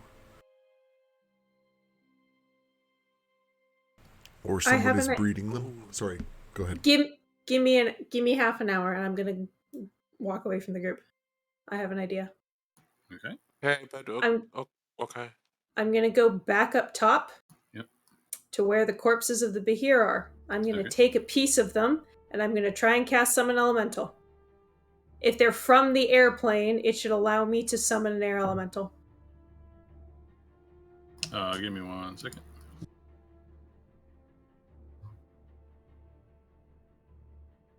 No, that does not work. It doesn't work because they're not from the plane of air, or because I've made a wrong assumption about how the spell works.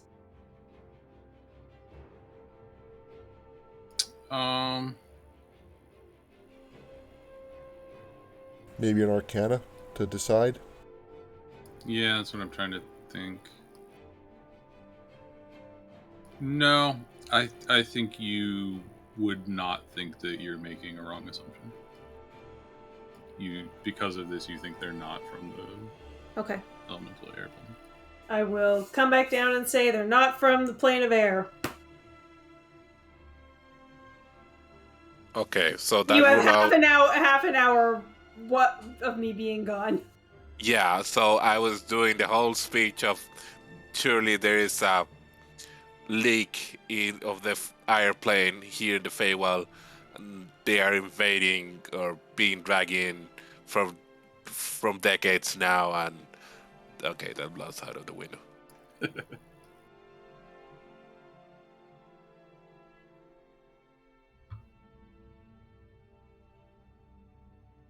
I can't tell where they're from, but I know they're not from one of the 4 elemental planes. So that means they're native from here or from the prime material? There's other planes out there. Like what? I don't know. Hell. Heaven? Do you think they're from hell or heaven? No, if I'm being honest. So, Lycra takes a stick and draws the theory map of the elemental planes. Just, very basic stick drawing in the dirt. So you got the circle here, and that's the physical plane. You got the circle overlapping it, and that's here. And etc. Anybody that's examining this can make an insight check.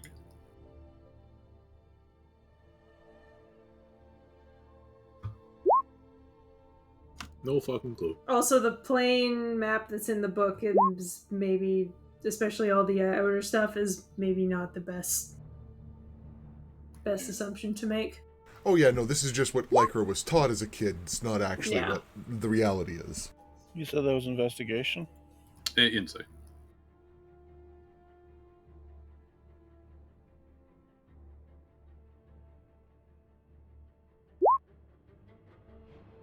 Really dice. Really. Nice. Wanna give it a shot, Ashish?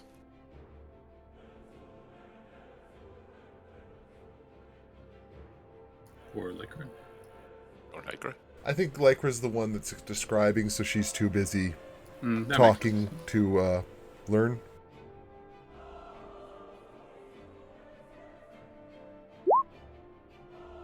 Okay. So, talking amongst yourselves, all of the planes you've ever heard of, you reach the conclusion that none of these planes, at least of the ones that you are aware, make sense for this creature to be native to. Not even the material plane? Correct. Primarily because all of you live there and have never heard of these creatures. Right. It doesn't make sense that it's from any of the elemental planes. It doesn't make sense that it would be from hell.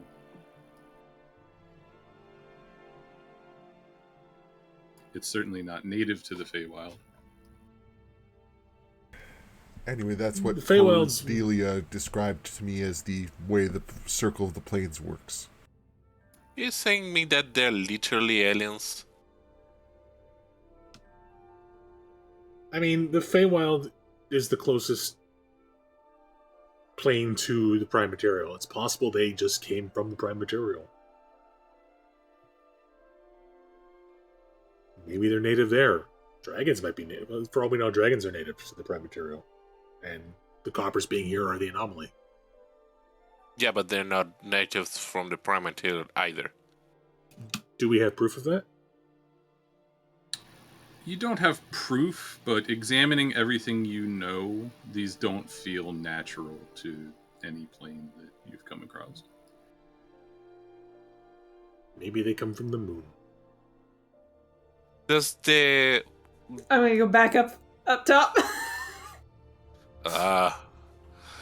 does in this universe does the I don't know what to call it, like the shadow verse exist? Like the Shadowfell? Shadowfell? Shadowfell, yeah.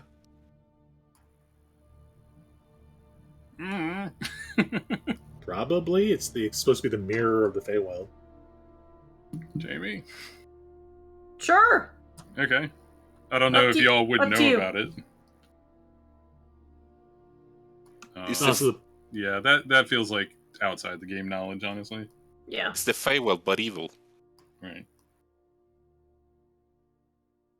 I'm gonna go try and dissect one of these here and see if I can determine, at least like knock a couple of options off the list. Like if they are from outer space, presumably their physiology is going to give me some indication of that, but like they don't breathe oxygen or something. Okay. will assist to give her advantage. Sure. Have fun with that. Give me a nature roll at advantage. Aren't we kind of tired for doing this, though? Science don't sleep, apparently. Nerds are Science gonna don't nerd. sleep. Also, I didn't get hit in that battle. Oh, you did. You just didn't take any damage. Yeah. Liz didn't get hit. Applying everything you know about the natural world to this creature, nothing fits. Do I think it was artificially created? That makes the most sense, yes. I look at Corwin. That's a terrifying thought. I mean, it's not the first time we've seen some sort of organic experimentation on things. Think of what's his name. Gonna have to be more specific than what's his name. Oh God. The cambions that bug Yeah, us. remember the Cambions and I'm the player's blanking. Oh. Roosevelt, yeah. Roosevelt. The person that Lycra wants to kill because she's had to kill him twice. The two of you looking at this also realize that these creatures would take quite a long time to create. It's not something that could be done on a scale less than years. I mean, if I'm not saying it's the same group, but it could just be similar. The way Methodology? these.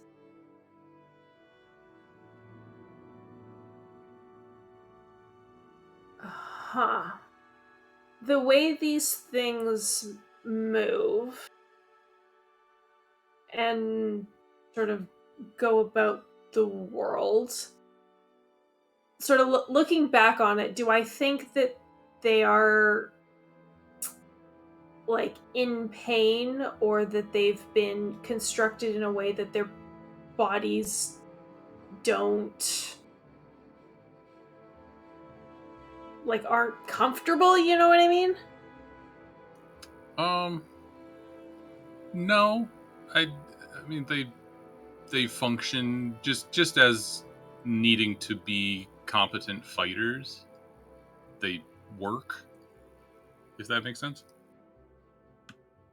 And they have like fully functional digestive tracts and all that stuff. Yeah, they don't seem temporary. They, other Okay. than being killed, would persist, you think? Obvious question that we probably solved. Reproduction? You do not see signs of a reproductive system. That would actually probably have been like the yeah. the first big Yeah. clue that these are Yeah. created. You don't want your designed attack dogs getting distracted. Yeah. Or these are worker bees. So somebody made these things specifically to kill dragons. And specifically to kill dragons in the Feywild, I think, or Metis would have heard of them. Right. Well, I think that's probably our next piece of the puzzle, as it were. Just 1 second, sorry. They do spit lightning. What is the next piece of the puzzle? Where should we go? That's a good question.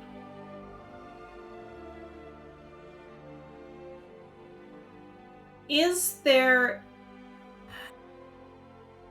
The answer is probably no. But is there any way for me to determine how old these things are? No, considering they're artificial, it's Yeah. you don't have the ability to field carbon date this thing's DNA. Telomeres are too small. Can I take the kids are not here, right? No. Yeah, you've all gone to separate corners and Okay. you can be wherever you like. I want to talk with Cereza. Okay. Okay, I'm gonna ask you something that might be rude, but I need to apologize in advance. He looks apprehensive, but doesn't stop you. Are you a Fae?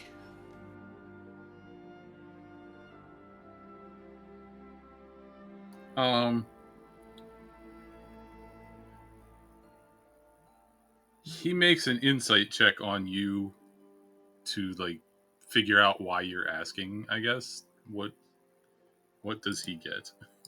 Hold on, let me roll an insight. Where did I put him?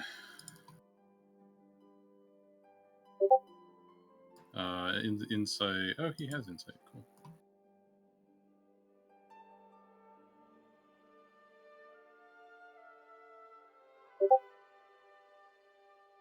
Like, what's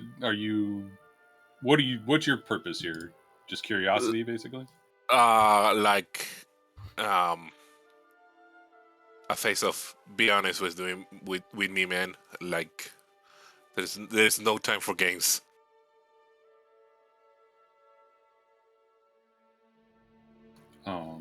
And you're like, are you trying to figure out if he's actually capable of protecting these kids, or? Yes, that's the following up. Yes, okay. I'm gonna like he can read it on my face. Yeah.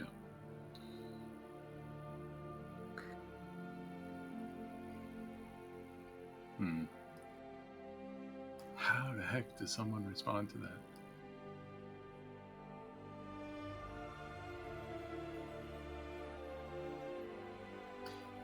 I think you can tell that he starts to say something else, but then just stops and nods.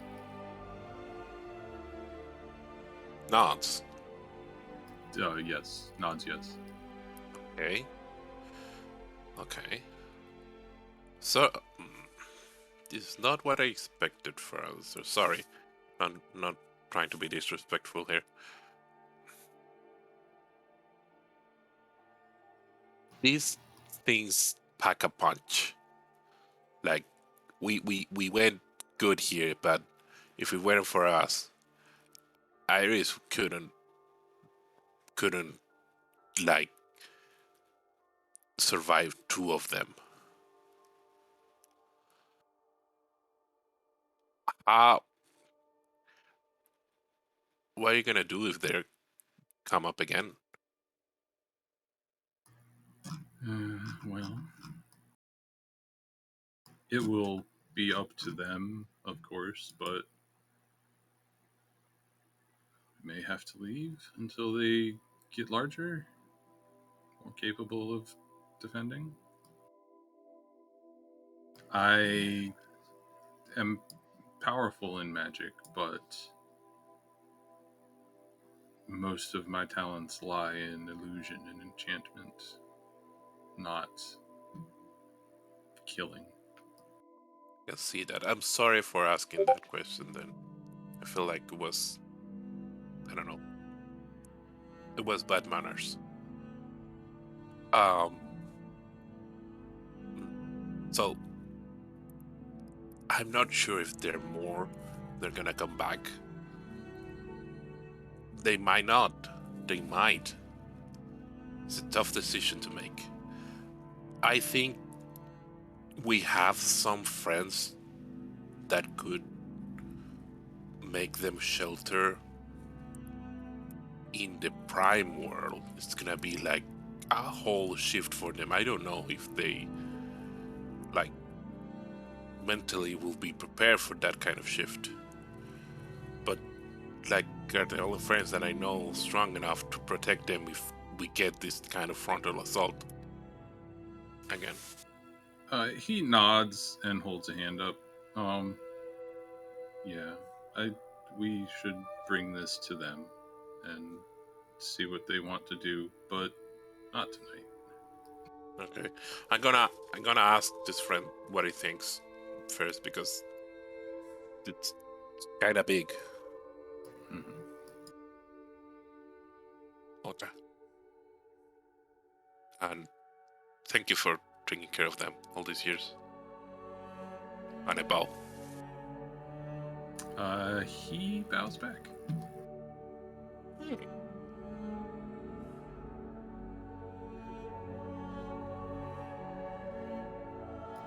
And unless there's anything else before a long rest. Oh yeah, I'm still up there tearing these Behir apart, looking for anything. Is there anything inorganic in them? No, there's no like metal or machinery or anything, if that's what you mean. Yeah.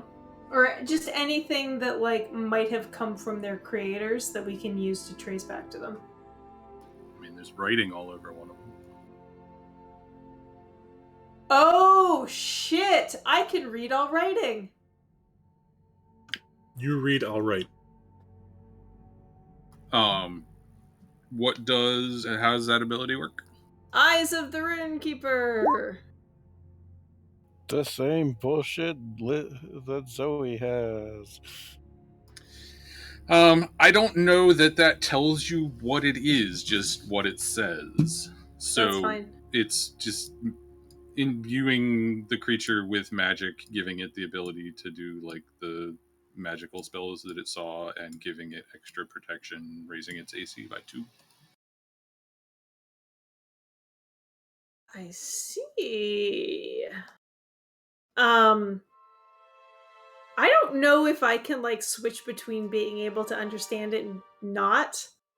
So I would ask Corwin to like copy down the runes We're gonna go like see if we can match these runes and figure out what language this is. Because I can read it, but I don't know. That doesn't mean I know what language it is. Does it share a common alphabet with any languages I might know, Dwarven or Elvish? I don't know. Here, I have the PHB. If we're gonna, are you gonna go with what's in the? Yes. If it's in PHB, Giant uses the Dwarven alphabet. Okay. Dwarvish script, yeah. Yes, this is similar to Dwarvish then. Okay. I mean, that gives us a place to start.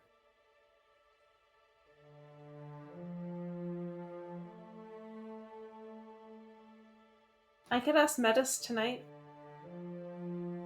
Mm-hmm. You should probably know about this anyways.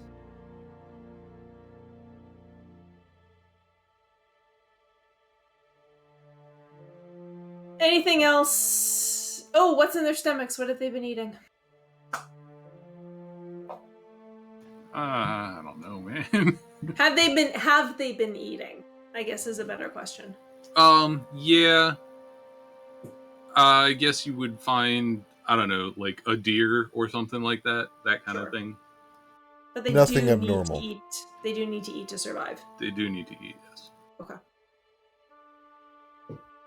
Okay, I am going to take like half an hour to memorize some of these runes so that I can write them down for Metis when I see him in a dream. All right. I'm gonna pass on at some point like we exchange info because I go where you are, smell awful, and I'm gonna tell you what my conversation with Cereza and my idea that these kids might need shelter somewhere else. Either met us with Ares or with the Silver Dragons, but I don't feel okay leaving them alone here. And also relate that Cereza thinks that it's their decision too. I guess the question is any other place safer for them? They seemed to have been fine until we got here. Yeah, but we got here, so now I don't know if they're safe here. They may not need to leave the Feywild. They may just need to leave here. I don't know if Nibbles, would I know if my town has a strong force to back away this type of creatures without being like a disaster? I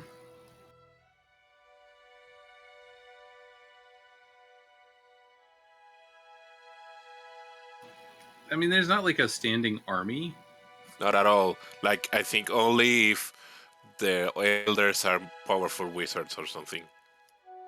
I mean, there is definitely a stronger component of magic in the Feywild than there is on the Prime Material. Like, you came across that enchanter who is a very powerful magic user. At least one of your parents is a very powerful magic user, at least powerful enough to get plane shift. So that is not uncommon here. I don't know. I feel like if the same amount of Behir find their way in my city, that's the biggest city that I know. They're gonna be destroyed, but they're gonna eat away a huge catastrophe. And I don't want that in my town.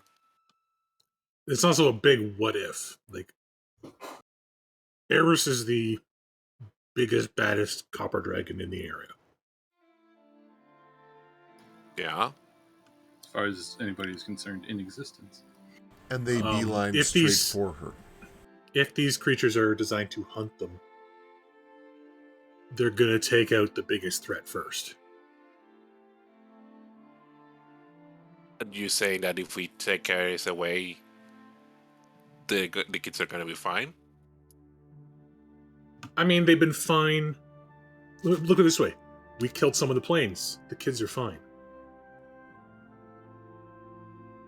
Eris obviously came here, was in the area beforehand. They're tracking. My hypothesis is they're tracking Eris. I Yes, would but also say that Eris had never encountered these previously either, despite living in the Feywild for as long as Andrea had. yeah, I don't feel like the patron that we've been following up at this point is enough to make sure. Like, I don't feel safe saying that and leaving the kids alone. I don't think that's enough for thinking they're safe. Relatively safe, let's say.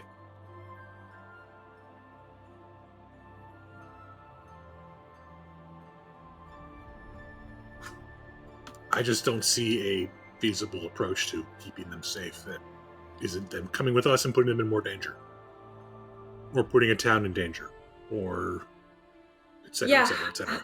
How do we get them to the prime material? We have to use plane shift. We have to take them back to your town. Yeah, but that's only temporary. I was thinking, like, the Silver Dragon family. They're strong, That's also then just putting another city in the prime material at risk. but they can't defend themselves. I don't know who else can defend themselves.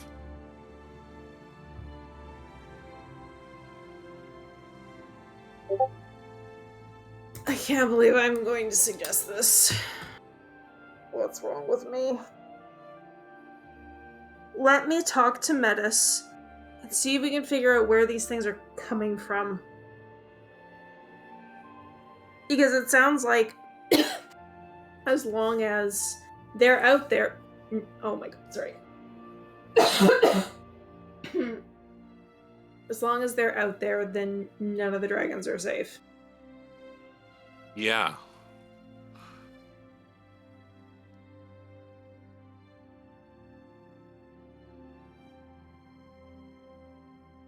Lycra continues to distract the children.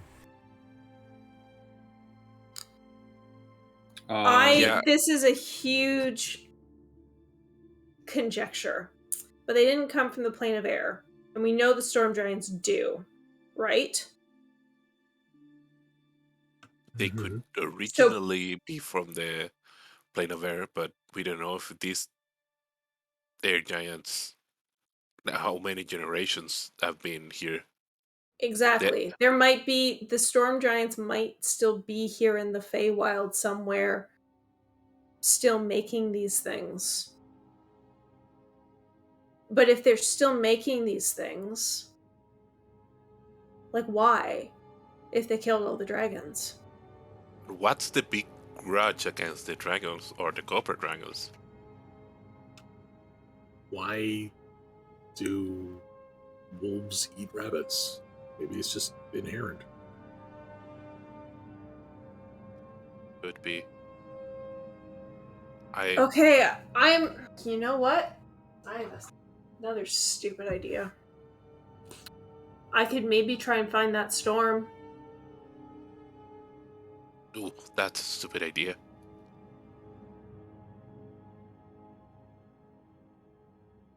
It depends on how stationary it's been.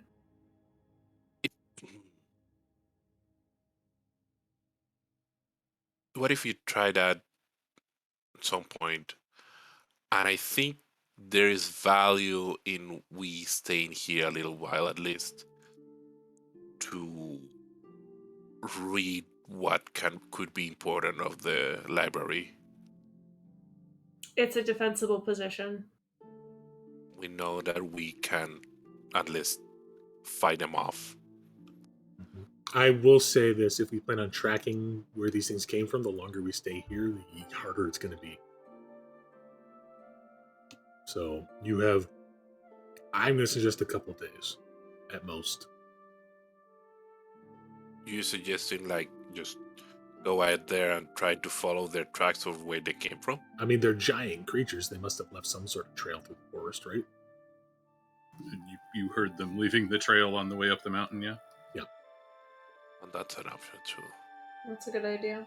They don't fly, do they? They do not. I feel like both are very valid. I'll say we talk it with the rest and see what what the consensus are. I think both are very valid.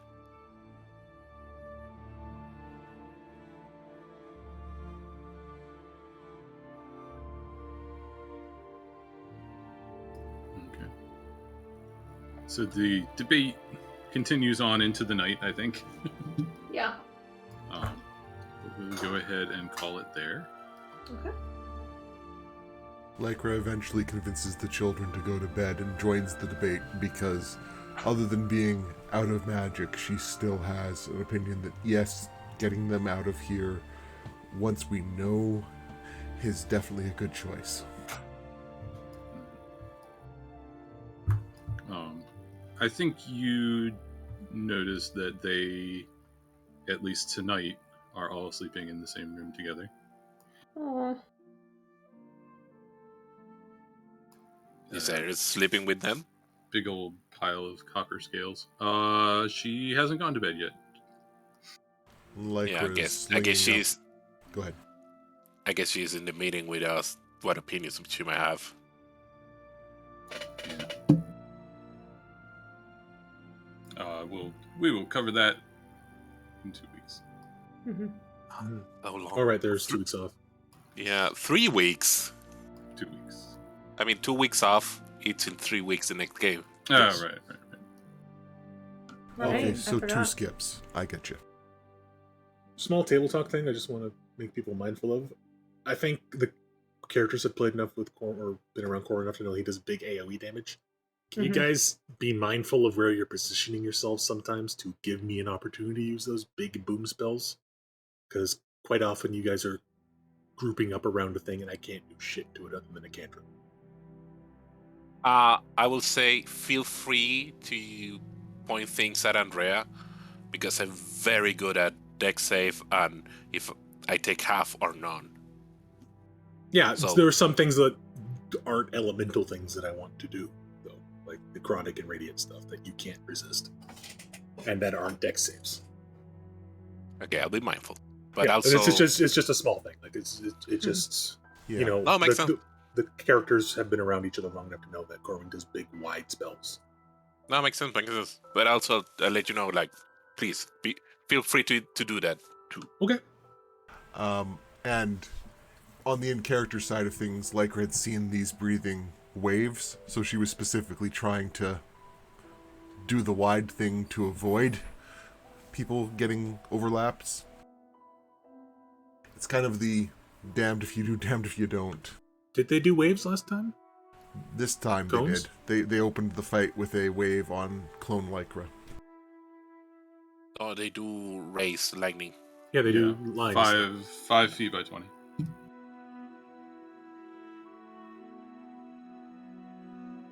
So that's why I was doing all of my bad positioning. Was either trying to get an AoE off or trying to avoid overlapping with someone. But I will try to be better. Yeah, no, it's just something to be mindful of. It's not a complaint or anything. It's just oh yeah, no, I understand. Something that makes sense to bring up now.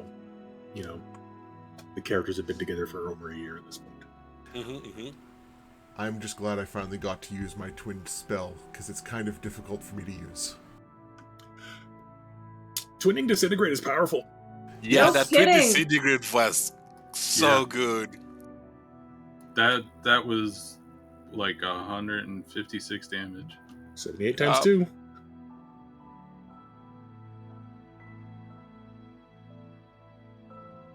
I gotta share the table of damage that is current. I am going to stop my recording because